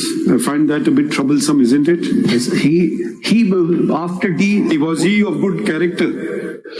If he violates the oath that he took to uphold and protect the Constitution, and he destroys the Constitution, it's very ironic for me that he inserts a good character, knowledge of Islamic teachings. I wonder which knowledge of Islamic teaching mandates judges to be sent home because they don't swear an oath of fealty to the martial law administrator. What is your view on that? My lord, these are, with great respect, all these provisions which have been added by the RCO or the Presidential Order 14. Was he non-profligate? My lord, these are matters which I would say... Yeah, we want your answer on this. My lord, these are matters for divine judgment. These are matters for divine judgment. You mean to say matter of treason is for divine judgment? My lord, no. And treason is not an issue, but if we come to treason, then in person, martial law is admitted? Yes. If it comes to an act of treason, then in that particular case... You think he committed treason or not? My lord, in your lordship is talking of 1977. You're talking about, yes. Your Lordship will then have to examine it. You know, we are asking your opinion. My Lord, I would be bound by the judgment of this honorable We are court. asking your opinion. My opinion is different, but the judgment Tell of us, this share honorable your opinion with us. the judgment of this honorable court in Begum Nusrat Bhutto's case takes a अब different आप view. चले चले आप नहीं बताना चाहते रहने दें फिर My Lord, my अरे view चले बाकी पढ़ लेते हैं 63 63. तो ये G तक था there was no present D present E present F and present G Yes, my Lord. The D and 63 was also pretty succinct. Yes, it was, my Lord. 63 was also very limited. कर रहे हैं कैसे उसमें हम पढ़ लेते हैं नहीं समझ ये सारे नहीं ला सकते ना जी My Lord, 63, a person shall be disqualified from being elected or chosen as and from being a member of parliament if A, he is of unsound mind and has been so declared by a competent court, or B, he is an undischarged insolvent, or C, he ceases to be a citizen of Pakistan or acquires the citizenship of a foreign state, or D, he holds any office of profit in the service of Pakistan other than an office declared by law not to disqualify its holder, or E, if he is so disqualified by act of parliament. so it was pretty straightforward and simple It was. and RCO kind of molded the constitution. Yes. RCO changed it and changed it in two respects. It brought in these qualifications and added a whole host of disqualifications as well. By a person who was of sagacious, righteous, non-profligate, honest and good character. Yes. Yes. But the point is the 18th Amendment stamped on it. You see, My Lord, 8th Amendment stamped on it. No, देखिए And then 18th Amendment. Mr. Makhdoom Ali My Khan, Lord. at least now I will speak for myself, I don't know. Wherever there are, this is one way of interpreting the Constitution, and I've held it in a judgment or two, that wherever there is problem areas or difference of opinion or two interpretations possible, at least I have chosen the one interpretation which found mentioned in the original pristine constitution chosen by the directly elected representatives of the people and not martial law administrators. Why are you so scared of martial law administrators to utter these words, Mr. Makhdoom Ali My Khan? Lord, may I submit that this is also the jurisprudence of this court. In Al-Jihad case, Mr. Justice Ajmal Mia took the view that if there is a conflict or tension between two provisions of the Constitution, one which was enacted at a time when the Constitution was in abeyance and other at the time when the Constitution was in full force, it is the latter which will then prevail, and that view has been reiterated in Samiullah Baloch, though the principles drawn from it thereafter are different. So what your Lordship is observing. Where is it mentioned in Samiullah Baloch? My Lord, in the Samiullah Baloch case itself, No, I just want to read that part. yes, my Lord, your Lordship will see the constitutional principle is identified in the Samiullah Baloch case itself at page 435. Huh? Page 435. At this point that you are saying. Yes, yes, my Lord. This point is there on page 435. This is PLD 2018 Supreme Court 405. Which paragraph are you reading? Paragraph 22. Ji. If your Lordship will see, there are a number of judgments cited, and then it says reference by the President, PLD 1957, Supreme Court 219 at 235. As such, the Constitution must be interpreted as a whole because it is an organic document that is meant to apply to the changing circumstances of time and space. Consequently, each provision of Constitution or part thereof has purpose, meaning, and integral place that must be understood, acknowledged, and applied harmoniously. It is only when a conflict between two provisions of the Constitution is irreconcilable and one of such provisions was inserted when the Constitution was held in abeyance, then the provision which was made part of the Constitution during the period of its abeyance would yield. But would it apply because after the 18th Amendment having stamping it, so it's not really, that was a democratic dispensation at that time. My Lord, it was, but your Lordships prior to this also in Al-Jihad's case took the view that in spite of the fact that whatever General Zia had done had been validated to a large extent by the 8th Amendment to the Constitution, this Honorable Court took the view that, and that was in particular, my lord, in relation to a provision where a judge of the High Court declined to go to the Federal Shariat Court and was, as a result, sent home. Their lordship took the view, particularly Mr. Justice Ajmal Mia, that this provision was inserted at a time when the country was going through a period of constitutional abeyance. No doubt it was validated by the 8th Amendment, but if when we examine it and juxtapose it with other provisions relating to judiciary, this having been added at the time cannot be allowed to hold sway, and that is why their lordships held that a judge of the High Court cannot be sent to the Federal Shariat Court against his will, and if he refuses, will not cease to hold the office of a judge of the High Court.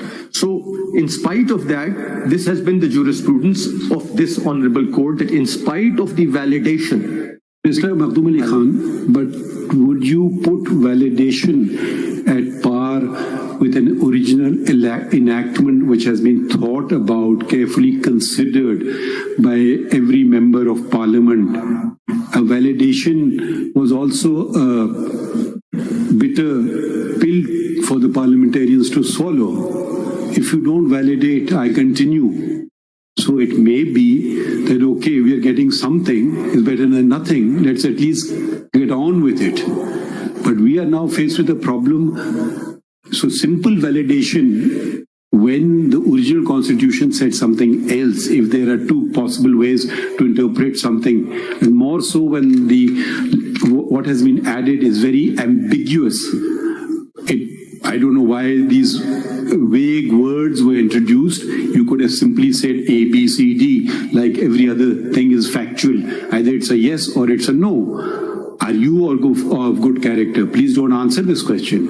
But which person would say this? I mean, it would be a very audacious person who would say, I'm honest, Ameen, and everything. And then probably he will be making other claims which will be totally not permissible. So simple validation is a bitter pill which has been swallowed from time to time to get democracy back on the rails.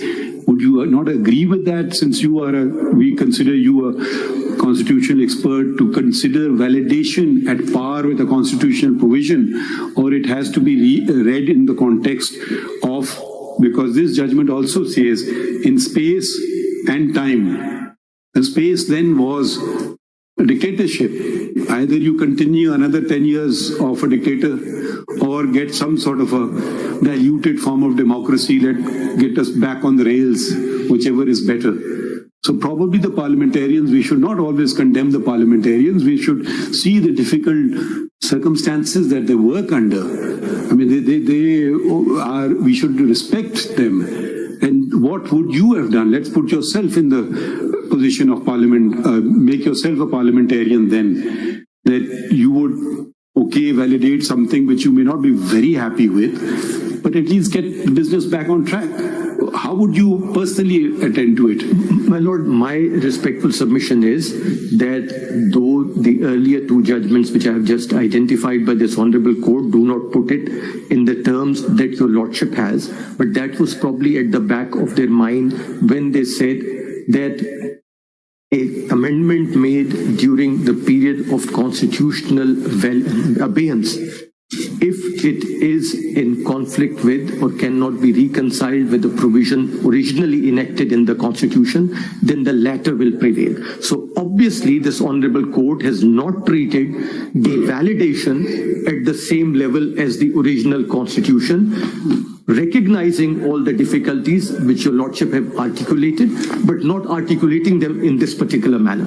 Otherwise, my lord, if any amendment made to the Constitution, eventually when made, stands on the same plane as any other constitutional provision, But your lordships have held that we will distinguish between constitutional provisions made during a period of So, constitutional Mr. Madhu, abeyance. what's your main argument? Is this your mainstay of your argument? My lord, my main argument in this particular case would be that insofar as when your lordship examines Article 62 and 63, because some of these amendments, as your lordship has just now noticed, came in at the same time, there is a relationship between the two. And with great respect to this extent that Samiullah Baloch says that 62 and 63 have to be looked at through different lenses, it is with great respect incorrectly decided. Because when your lordship looks at 62 and 63 and the amendments came about at the same time, 62F, which your lordship is looking in particular, which says he's sagacious, righteous, non-profligate, honest and ameen, there being no declaration to the contrary by a court of law, and your lordship examines it with 63(1)H, he has been on conviction for any offence involving moral turpitude, sentenced to imprisonment for a term of not less than 2 years, unless a period of 5 years has elapsed since his release. They are to be read together. I mean, that is dependent upon, 62 is dependent upon 63. 63, and I would go to the extent of saying that when your lordship looks at G, for instance, he has not after the establishment of Pakistan worked against the integrity of the country or opposed the ideology of Pakistan. It has to be related to H, which says he has been on conviction for any offence involving moral. So what does that mean? I mean, where does that leave these provisions 62? My lord, What's the effect? My submission would be that unless there is a conviction, and that would be the declaration I would be seeing, not at. So what are these clauses? They go. My lord, if there is no conviction, then in the case of D, E and G, for example. my lord, D and E and F probably all will have to be related to H, 63(1)H. F actually talks about a declaration. D, E and G don't. They could be, one could argue that because there is no third party declaration, we can go into conviction area. But where do we take the declaration part? My lord, declaration, now if your lordship looks at it in terms of section,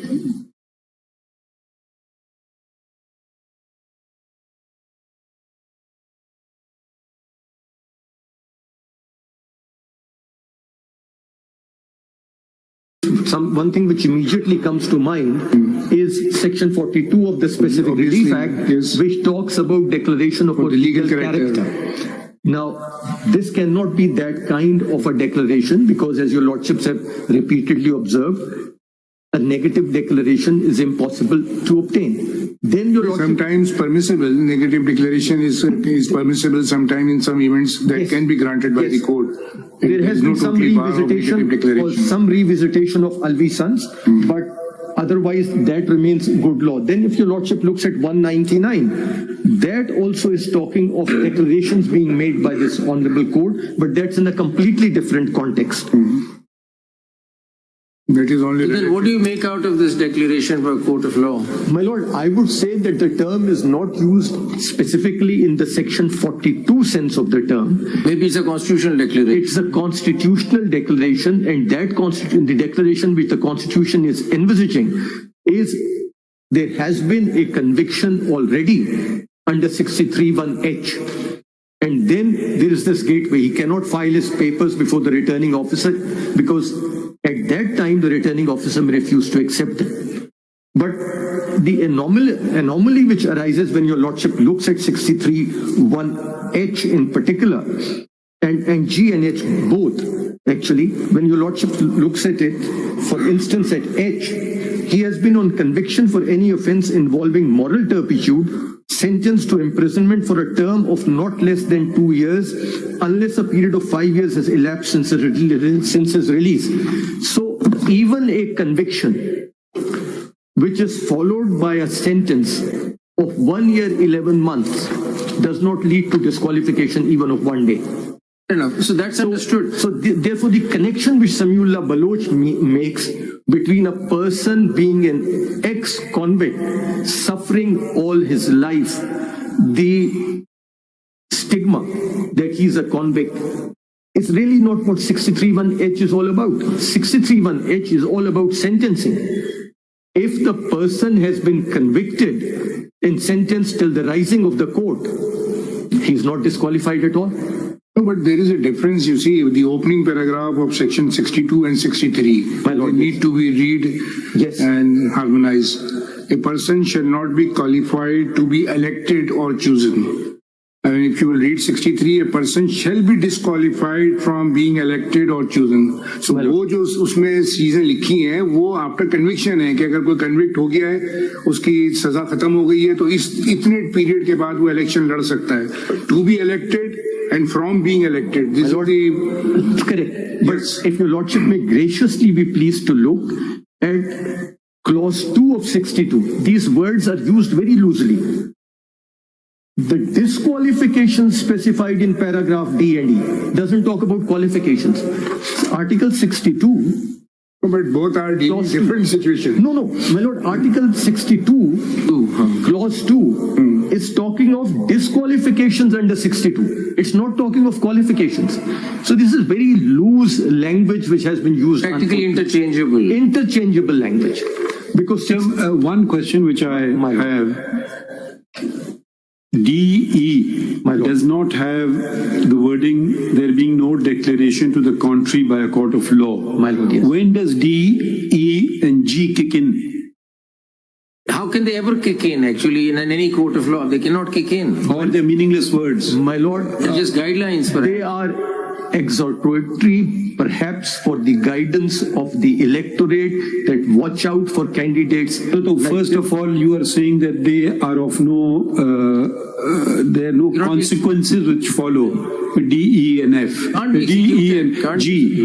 They will, my lord, D, E. But ideally, the same wording should have been used, there being no declaration to the contrary by a court of law in D, in E and in G. My lord, these wordings are only found mentioned in F.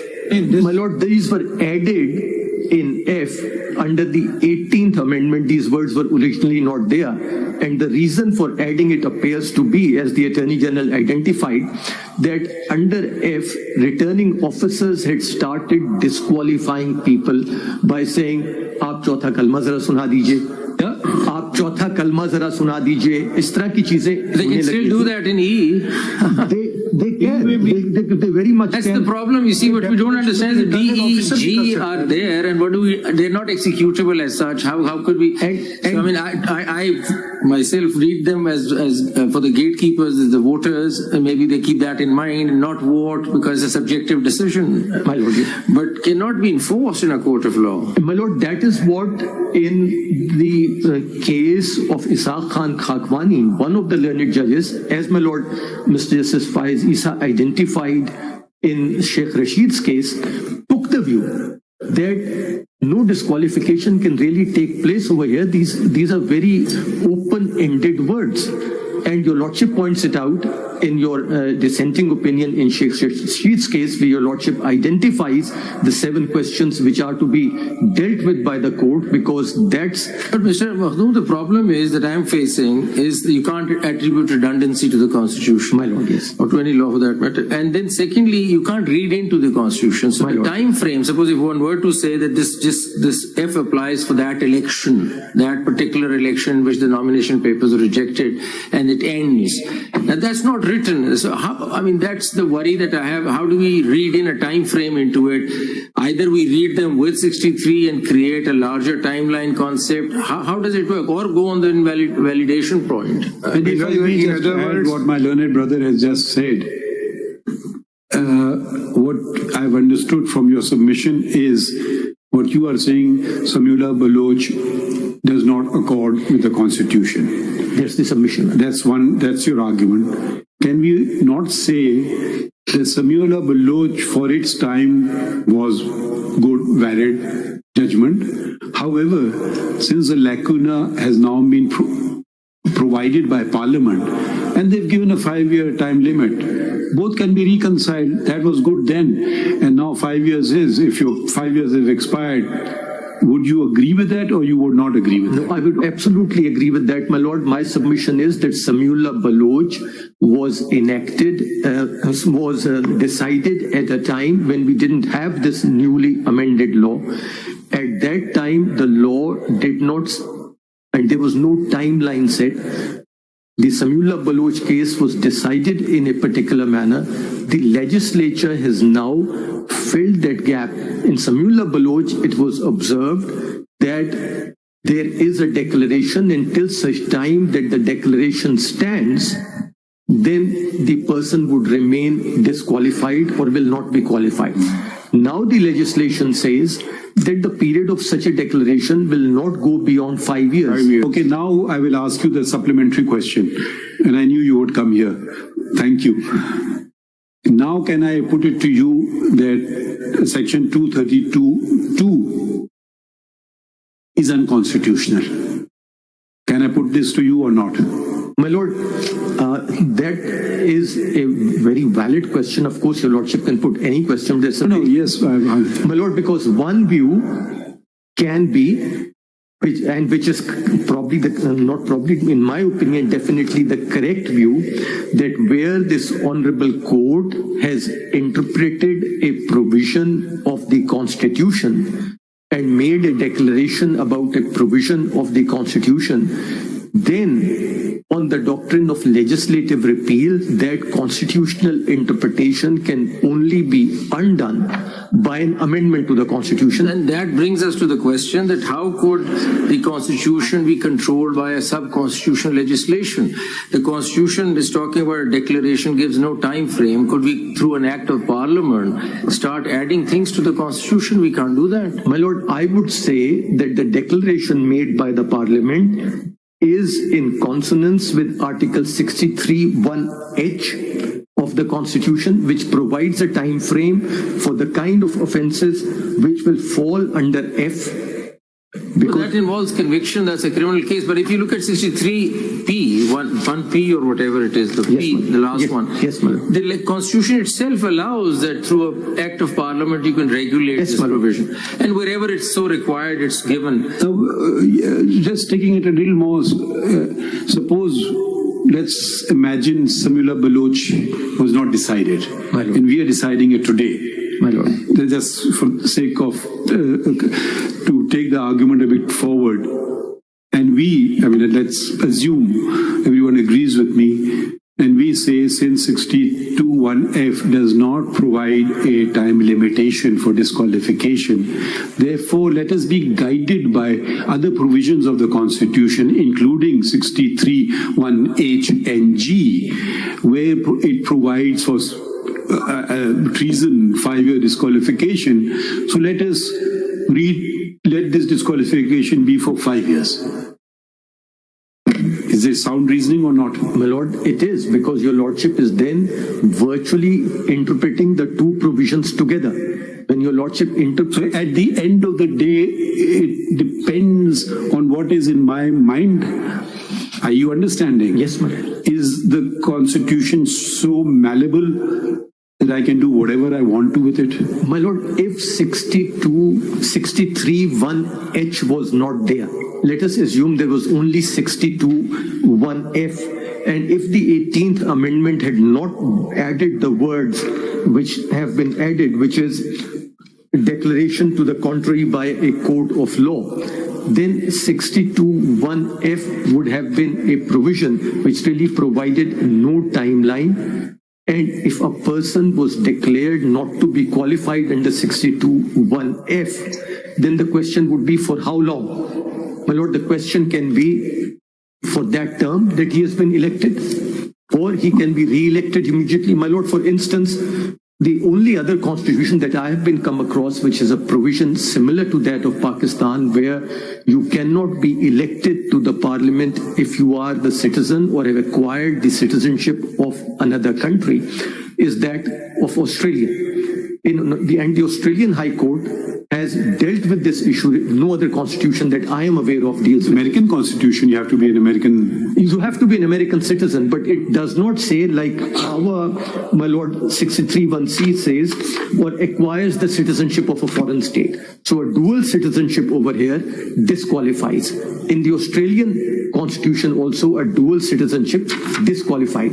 But the lordships over there have taken the view that if the person then steps down, abandons that citizenship, he can come back in tomorrow again. And there they have also taken the view that if he has applied for his citizenship to be renounced, then the constitution of our country will not be contingent on the delay or speed of the legal processes in another country. He has done the best he can. And therefore they have said he can continue to be in office. Why were you disqualified? My lord? Why have you been disqualified? From The petitioner. the petitioner. Yes. Petitioner was disqualified. Your client. My lord, my client, yes, I was coming to that. My lord, he has been disqualified on the ground that he had created a trust for the property called Hyde House. And his defense was that Hyde House was a trust. The misdeclaration in the nomination form, is that the allegation? Yes, but his case was that there was no misdeclaration. No, that's a different thing. I just want to know what was the reason. So in all these cases, if you look at all these cases that where 62(1)(f) was invoked, the misdemeanor is misdeclaration, or maybe they have not given misdeclaration. Generically would be it, and misdeclaration in the worst form taken could be brought into H.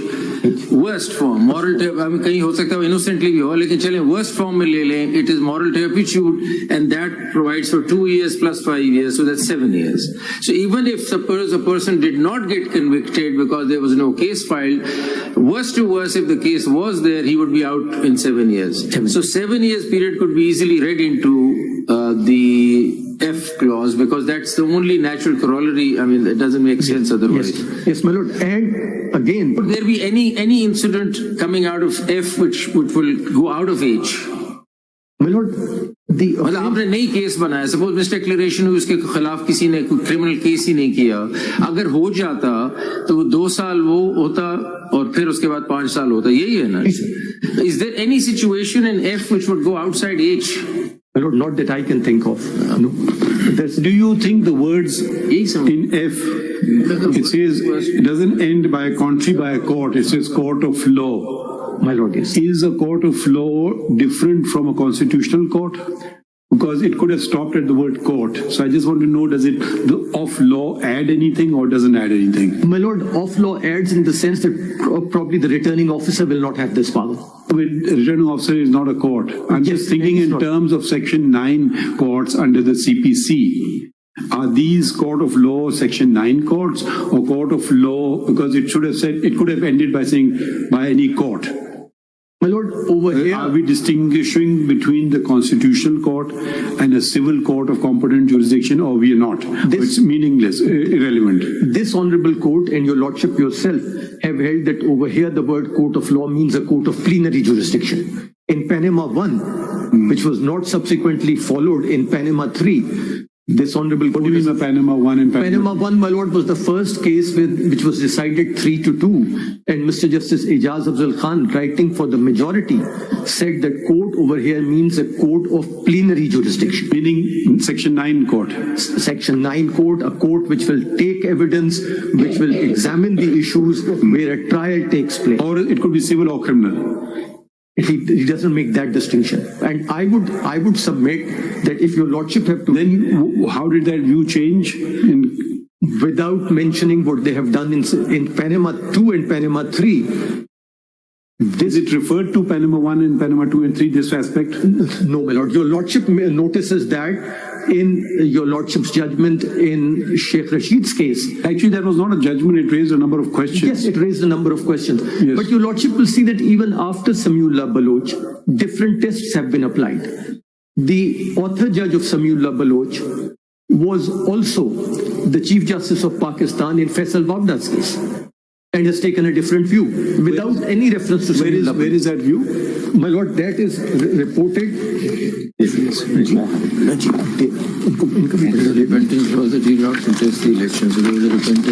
My lord, that is Muhammad Faisal Wabda versus Election Commission of Pakistan and others. PLD kya?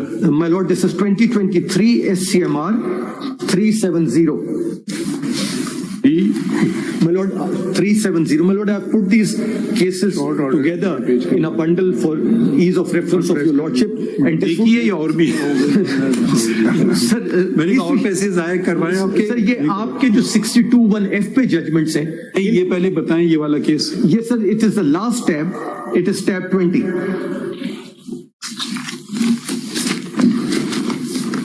you're a member of this yes my lord is one of the members yes his lordship is one of the members said it as if it was something wrong. Can you read the relevant portion? My lord, yes, paragraph 4, it's a 2-page judgment really. Paragraph 4, page 373. The petitioner states before the court that he regrets his claim of renunciation of the US nationality at the time of filing his nomination papers for the election of NA 249 Karachi on 7/6/2018.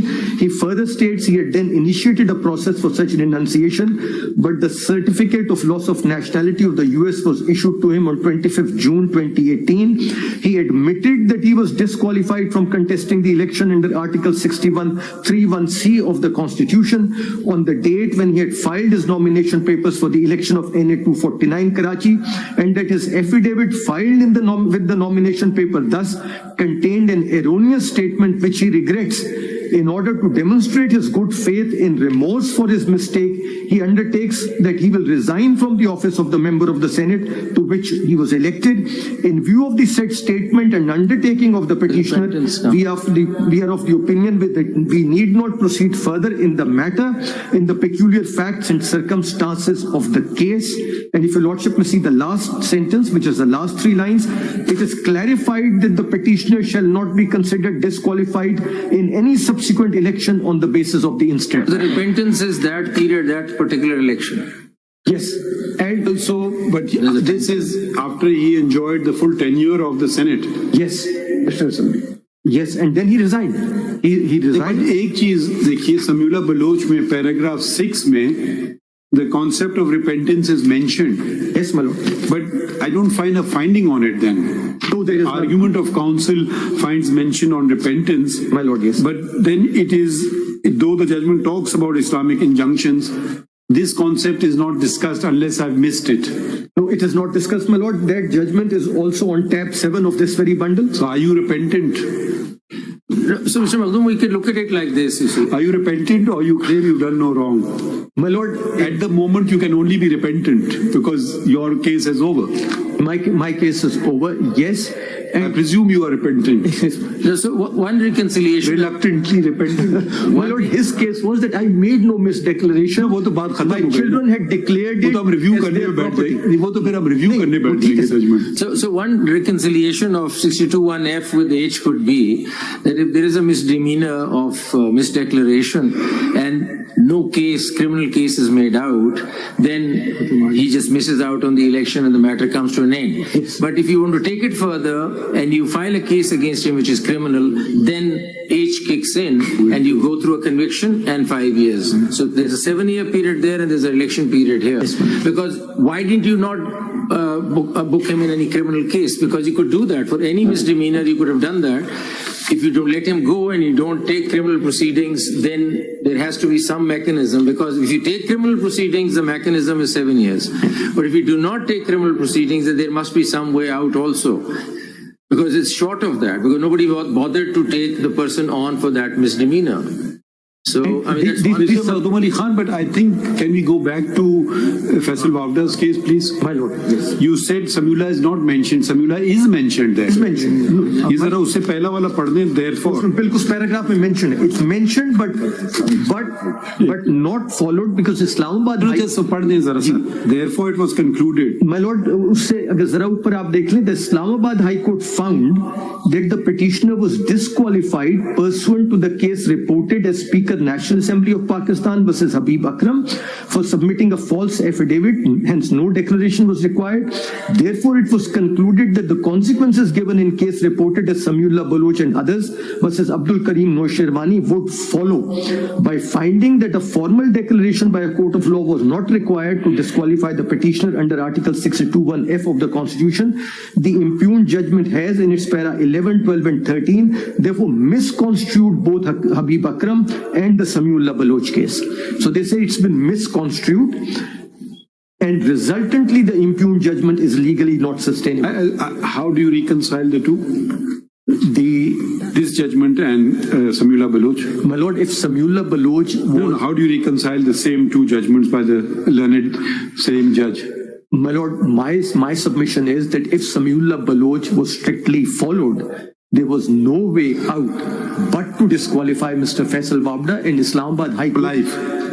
For life, because Islamabad High Court had correctly decided the case. He will be disqualified because of his corrupt practices. Oh, my lord. The person who gives false statement.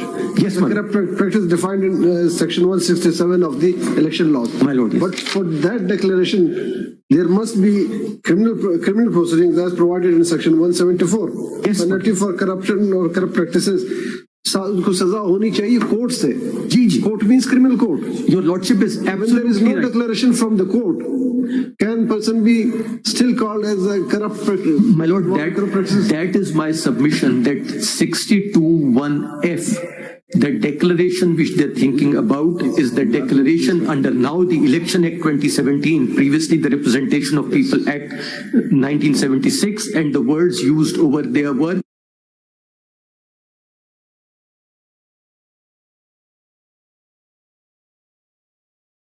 false statement and Yes. false declaration. Yes. So And- punishment for punishment, criminal court. Yes. There must be a fair trial. Article 10A. Thereafter, if the court declares that the person has committed an act of corrupt and that practices, is why your lordship will have to read 62(1)(f). once that declaration is made, then under 62, if somebody shows at the time of submission of papers that this person is disqualified, is not qualified to be elected, his papers can be rejected. Whether in 62, When we assume period of disqualification can be made or not. My lord, my humble submission is Are you also in this case, Mr. Mohammed? Yes. Are you also in this case? My lord, I'm assisting Mr. Maktoum Ali Khan. It's the same matter, my lord. Okay. I was counsel in... We wanted to hear the other version as well. Because all of you seem to be on the same side in a way. So we wanted better articulation of the contrary viewpoint. Who would canvass that viewpoint? Anyone in the court who will canvass the contrary viewpoint with some level of seriousness? Except Sana Baloch, everyone. Sir, if you allow me just... No, आप कभी नहीं ऐसे जी. Anyone in this courtroom who wants to canvass the contrary viewpoint with the level of seriousness, we would like to hear. Because you're an Attorney General and most of them are just saying what you are on the same side My in a lord, way. I would like to submit कौन बोल रहा है? from Lahore. Khurram Raza from Lahore, my lord. Okay, then you please make yourself attend here. We don't want to hear important cases on video link. If you are serious about this case, come to Islamabad. My lord, I will. ठीक है, बिल्कुल कह रहा है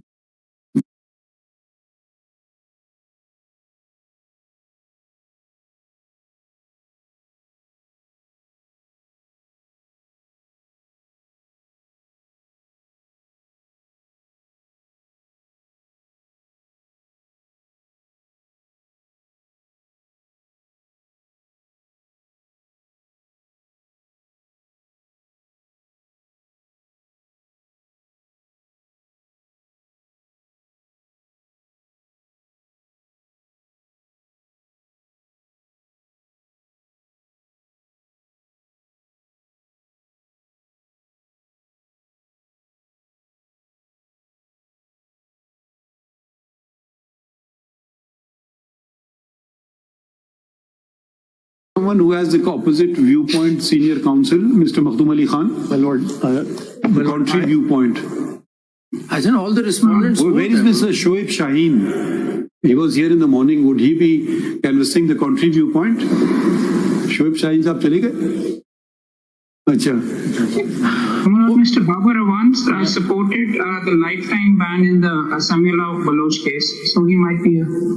कौन बोल रहा है? आप किसको आप किस पॉइंट मिस्टर कयूम बोलते हैं? No, what about yourself? What about yourself? What about yourself? Which view are you supporting? Lifetime ban? I am supporting the law. I am against lifetime ban. अच्छा, आपके साथ जो खड़े हैं वो क्या कहते हैं? वो अपोज कर रहे हैं। आप आइए जरा इस्लामाबाद, जरा अपनी आप हमें दीदार कराइए. We don't want to miss any valuable word uttered by you. So please be here. We will now be adjourning this case, and we would like to maybe we appoint some person from the other side, if we can say. आप बल्कि अगर आपको कोई और support कर रहा है उसको भी साथ लेके आए लाहौर से. बस पढ़ के My lord, there is a number में कौन है केस में? जो सुबह का केस था, ये सैयद असगर हुसैन सब्जवारी. ये केस है काशिफ महमूद का. वो सीनियर वकील है ना, सब्जवारी साहब शेरवानी वाले. आप किस पॉइंट ऑफ व्यू को सपोर्ट कर रहे हैं? क्योंकि ये आपने सुबह का केस, ये इशू है आपके केस में. आप लाइफ टाइम बैन सपोर्ट कर रहे हैं या नहीं? नहीं जी, मैं तो ये कहता हूँ कि नहीं, सिंपल बता दें, लाइफ टाइम बैन और 5 year बैन और no ban. Life time ban. So माशाल्लाह आप खुद हैं, तो आप आते ना सामने, हम आप बार बार पूछ रहे हैं. नहीं देखिए, हमें मावनत चाहिए ना. कि अच्छी बात है कि आप माशाल्लाह सीनियर वकील हैं. We were looking for some senior counsel to canvass the other point of view as well, so we can understand it properly. खैर, आपने सारी बातें तो सुन ली. आप बैठे हुए थे ना सुबह से? नहीं सुन ली ना सारी बातें. हम आज अजर्न करेंगे. अब तो 3 बज गए, तो ये लोग भी आ जाएं. शायद इनके लिए कल मुश्किल हो आना, परसों पे रख लेते हैं फिर ये केस. ठीक है. और अगर आप कोई एनीवन कैन सपोर्ट, आप किसका नाम तजवीज करें जिसको हम माइकस बना दें, क्योंकि दूसरा कैनवस करे व्यू पॉइंट. माइकस तो खैर न्यूट्रल होते हैं, मगर क्योंकि we have the senior counsel here already. The president is here, mister Makhdoom Ali Khan is here, sort of number of other attorney general is here. आप भी इधर हो.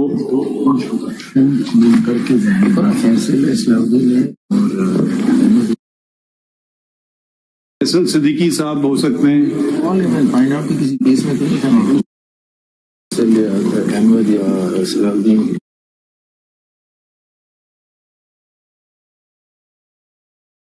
case, Mr. Munir Malik was a amicus. He was a amicus then. We saw these. There were a number of Mr. Asma Jahangir was there. Malik Sahib was a amicus then. Whether he will be, how well he is.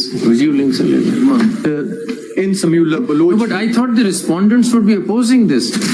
The respondents in these cases would not be opposing would be supporting the lifetime ban. Mr. Maqdoom Ali Khan, you won everyone over. All the respondents are now against the lifetime ban. I don't understand. So who's who? In fact, my lord, the opposing side, they were initially aware of the fact that it must be a lifetime. Prior to that, in 2018, we are those who are making out that we should not be given a lifetime here for the 5 years.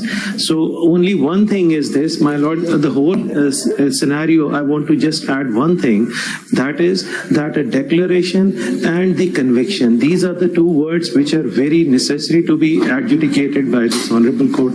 The one thing is this, that the conviction which has been maintained by any criminal court, that has to be given a kind of the seal of legality may be coming from the Election Commission of Pakistan, because in that the original trial court has to send the record of that case to the commission, so that afterwards that can become into the force through the legality, that next time अब एक आदमी को सजा हो गई, एक आदमी को for 2 years under 199 200 of the RUPA or the now present Election Act, or under 471 one.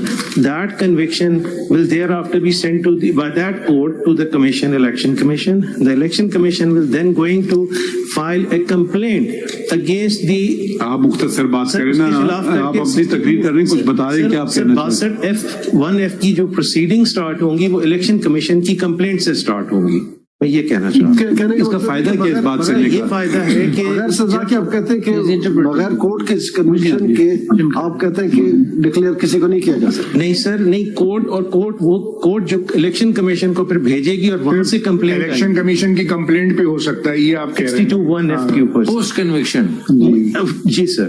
Sanaullah Baloch साहब, ये देखिए बहुत पेचीदा आईनी कानूनी मसला है। यकीनन आप पार्लिमानी मेंबर रहे और अच्छी तरह से आइन को समझते हैं, मगर हम आपको मौका देते हैं कि अगर आप कोई वकील करना चाहें, क्योंकि आप सपोर्ट कर रहे हैं ना लाइफ टाइम बैन को, तो क्योंकि ये इसमें जरा हमें तशरीह करना होगी, तो जरा यकीनन आपकी महारत है, पार्लिमानी महारत, मगर ये जरा बहुत टेक्निकल इश्यूज भी हैं, तो हम आपको एक मौका भी देते हैं। अगर आप किसी वकील को करना चाहें, आपकी मर्जी है, तो आप कर लीजिए।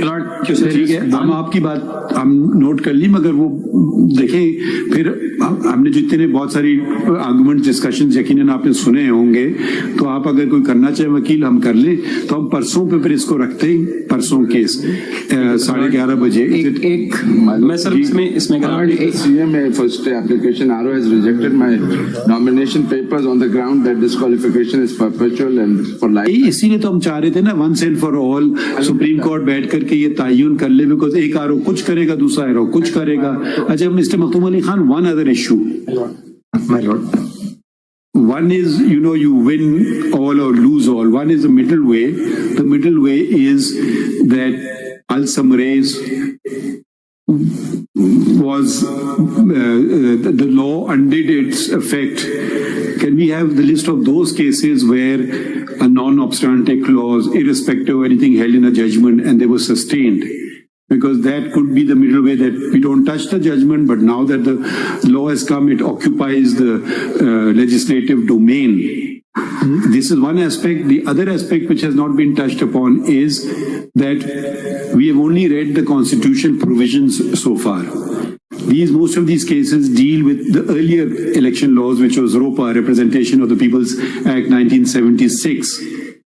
Did that law or the Election Act of 2017 provide any term for disqualification, or it simply reproduces the language of the Constitution? Because I'm familiar with ROPA, I'm not so familiar with the subsequent enactment of 2017. So if you can consider those as well, does the law say anything at all? And the third thing which I want you to attend to is, did either law, ROPA or the Election Act of 2017, prescribe a period of disqualification which was not mentioned in either 62 or 63? Are you clear with the queries? Yes, my lord. Yes, my lord. And for everybody else as well, these queries they can attend to. My lord, and I will request any of my colleagues, if they want to put a particular query, that you all can come prepared on that. My lord, with one request and leave of your lordship. ये doctrine of legislative repeal के ऊपर आप थोड़ा जी sir, उस पे यही मैं request करने लगा था चीफ जस्टिस साहब से कि those bundles are also ready, that list is ready. Your lordship will have to allow me to file a couple of more bundles. मैं समझा नहीं, wasting a lot of paper. नहीं, which bundle? वो sir list of case law मैंने बनाई हुई है, ये सबके लिए बना दें। जी सबके नहीं है, अभी भी सबके हमने नहीं आपको नैब केस में भी कहा था कि आईपैड्स दे दें हमें, सेव पेपर। मलॉर्ड, इस इशू पे एक्चुअली मैंने ऑलरेडी पेपर बुक्स बना ली हैं, वो वैलिडेटिंग जो क्यूरेटिव लेजिस्लेशन के ऊपर केस लॉ है, मैंने ऑलरेडी। तो आपको चले एक दिन का मौका मिल रहा है जी, अगर कोई और question any of my colleagues want to ask, not you, I am saying, I am requesting my colleagues very serious question of ready with these queries. Briefly, my lord, the citations are already there in the CMA which I have filed, but these will be submitted separately as well. Please attend to the question of repentance, which Samula Baloch specifically records तो ये जरा आप वो भी आप जरूर देख लीजिए। मिलॉर्ड, एक बड़ा सीरियस क्वेश्चन ऑफ लॉ है इन्हीं अपील्स में जो जिस पे I would request my lords to also adjudicate, and that is what is the effect of suspension of sentence of a convicted person. Is it one thing we've already noted in our original order, which was a 3-member bench order. Of course, if my colleagues want to add to it, that we will stay clear of criminal cases, pendency. We are just going to restrict on qualification and disqualification because elections are. इसका इस case से तो नहीं ताल्लुक। My lord, वो judgement उसके appeal में मैं आया हूँ और वो सस्टेन हो नहीं सकती because that judgment is in violation of a number of judgments of the Supreme Court. वो जजमेंट बेसिकली उसका इफेक्ट ये है।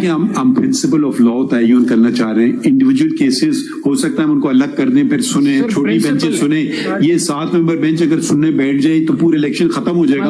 सिर्फ प्रिंसिपल की मैं बात कर रहा हूँ, वो उन्होंने रिडंडेंट कर दिया है आर्टिकल 63(1)(h) को, जो हमने अभी बात में सुन लेंगे। आपने जो कंसाइज स्टेटमेंट दिया नंबर क्या उनका? माय लॉर्ड, उसका मेरा नंबर है जी 8, CMA नंबर 8 है माय लॉर्ड। और इस पे केस लॉ भी माय लॉर्ड मैंने सारा जो मैंने कोट किया हुआ मैंने उसकी पेपर बुक्स भी बनाई है माय लॉर्ड। आपकी CMA कौन सी? Mine is 6, my lord. So what we do today, we'll observe loudly, and that I'm sure will be recorded. If anyone wants to canvass the contrary point of view, not to come and make a speech, but attend to the constitutional provisions and the law, we are ready to hear it. The contrary view being there is a lifetime ban. So because most of you are in support of a 5-year ban or no ban at all. So that offer is open to everybody. If we consider, we will appoint amicus as well, but at short notice whether they can render even their assistance or not, because this has to be wrapped up very quickly one way or the other, because every returning officer should not be left confused what he has to do. I'm sure you all agree to that extent. Whatever it is, it should happen once and for all. And my lord, my CMA number 1 for stay is fixed today. Regarding the RO in civil appeal number 1946/2023, been disqualified. My lord, RO has held that he is disqualified for life, regardless of section 232(2) and regardless of orders passed by my lord. ये तो हम देख लेंगे ना, अभी हम appeal में जाएंगे ना, अपील तो कर लेना अपनी rights of. As an abandoned caution, we have. हाँ तो वो कर लीजिए ना, पता नहीं हम किस तरफ फैसला करें। अगर हमने आपके फेवर हो गया तो उसका इफेक्ट हो जाएगा ऑटोमेटिकली। ठीक है। I had drawn your attention to the 4 points which Ishaq Akwani's case the court had left open with regards to which court would it be to give the declaration, the procedure to be followed, the standard of proof and the locus standi. It is PLD 2015 Supreme Court 275 at page 283. These 4 issues are identified but were left unanswered. So if my lords, and this is also for posterity because this declaration of law, now we are looking at the time limit which is to be applied to this declaration of law, but how this declaration is to in fact be given is also something very important. 2015 Supreme Court, PLD 2015 Supreme Court 275, Ishaq Akwani versus Nawaz Sharif, and page 283. I didn't do it at 9:30. Paragraph 4.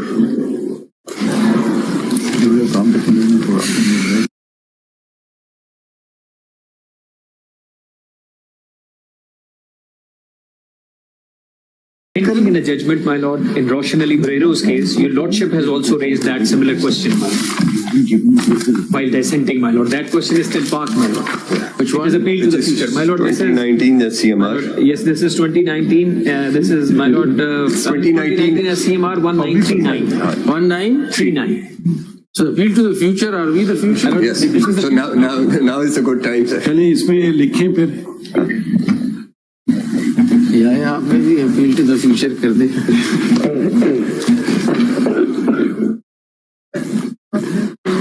अच्छा हाँ, इसमें लिखिए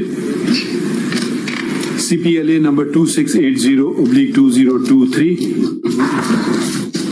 The point raised in this petition are the same as are being considered in the cases in Civil Appeal 981/2018 and other cases fixed before the 7-member bench. Accordingly, this case to be fixed along with the said cases as well. Full stop. The number. अच्छा, ये हमें एक चीज भी बता दीजिएगा, ये हमें because there should not be created an impression which unfortunately we cannot control, social media or even media, but for accuracy's sake, who is contesting which political party. So let it not be perceived as this is for a political party or against a political party. We are only concerned with the constitutionality and the legality of the matter. So I really don't know these names, whether they're independent candidates or their things. So if someone can give us a list of who's where, so that would be helpful and may dispel the notion that it is for a particular cause, which is not our concern in the least. क्या लिखा है? हाँ, इसमें लिखिए the learned Attorney General and the Advocate Generals of the provinces state that they support the constitutionality and legality of Section 232 within bracket 2 of the Elections Act. There is an S. Elections Act 2017. Full stop. A number of petitioners. Oppose कौन कर रहा है? आप. Most of the petitioners most of the council representing petitioners appellants applicants support the contention of the learned Attorney General and the Advocate Generals, whereas आपका नाम लिख दे in CMA CP 684 और कौन अपोज कर रहे हैं? आप 880 CA 880 नाम अपना बताएं, नाम बताइए।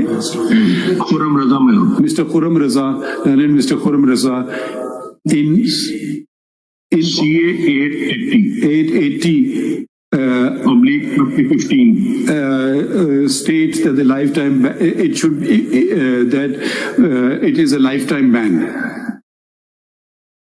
अच्छा, सब्जारी साहब भी का नाम पहले लिख दें, सीनियर काउंसिल है ना, सीनियर काउंसिल का पहले नाम लिख दें, canvass the contrary viewpoint that it is a life time ban. Full stop. A number of council are appearing from other stations through video link, and they are requested that in view of the constitutional importance of the matter, it would be better if they are in attendance at Islamabad so that their submissions can be properly heard and understood. Full stop. We also welcome any senior counsel who wishes to assist this court to do so with precise constitutional and legal submissions supported by applicable case law.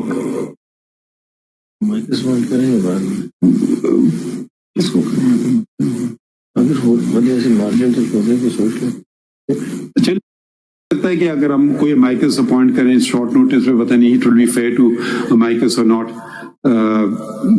Can you suggest a name that we can appoint and who's available at Islamabad or Pindi?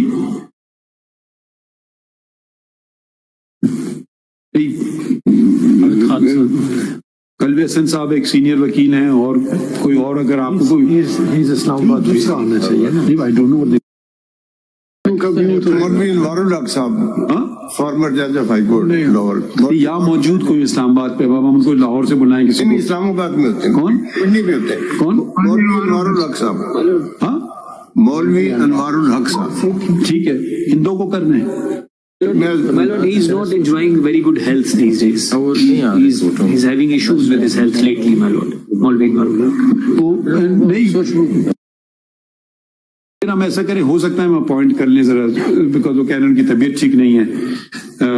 But anyways, if someone wants to come and assist on a legal point, even if they're not parties, they may come and do so. Sanaullah साहब को हमने already कह दिया. Mr. Sanaullah Baloch states that he represents his brother Samiullah Baloch and supports a lifetime ban. However, since since we are adjourning the matter, he is granted an opportunity to engage counsel if he elects to do so, or be properly authorized by his brother. ठीक, adjourn to परसों की तारीख दे दें, जुमेरात की at 11:30. ठीक है. अच्छा, we are planning to conclude on 11 January. So that be precise as far as possible, and those questions we will not reproduce in the thing. We will just leave it like that. Anything anyone wants to add?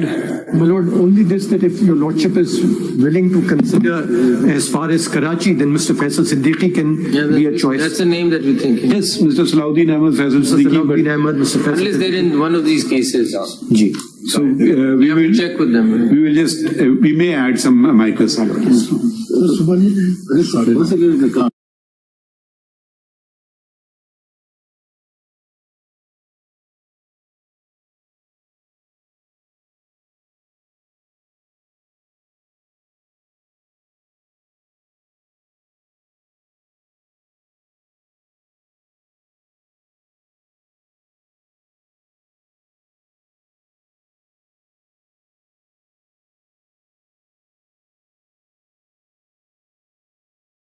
Yes, that's yes.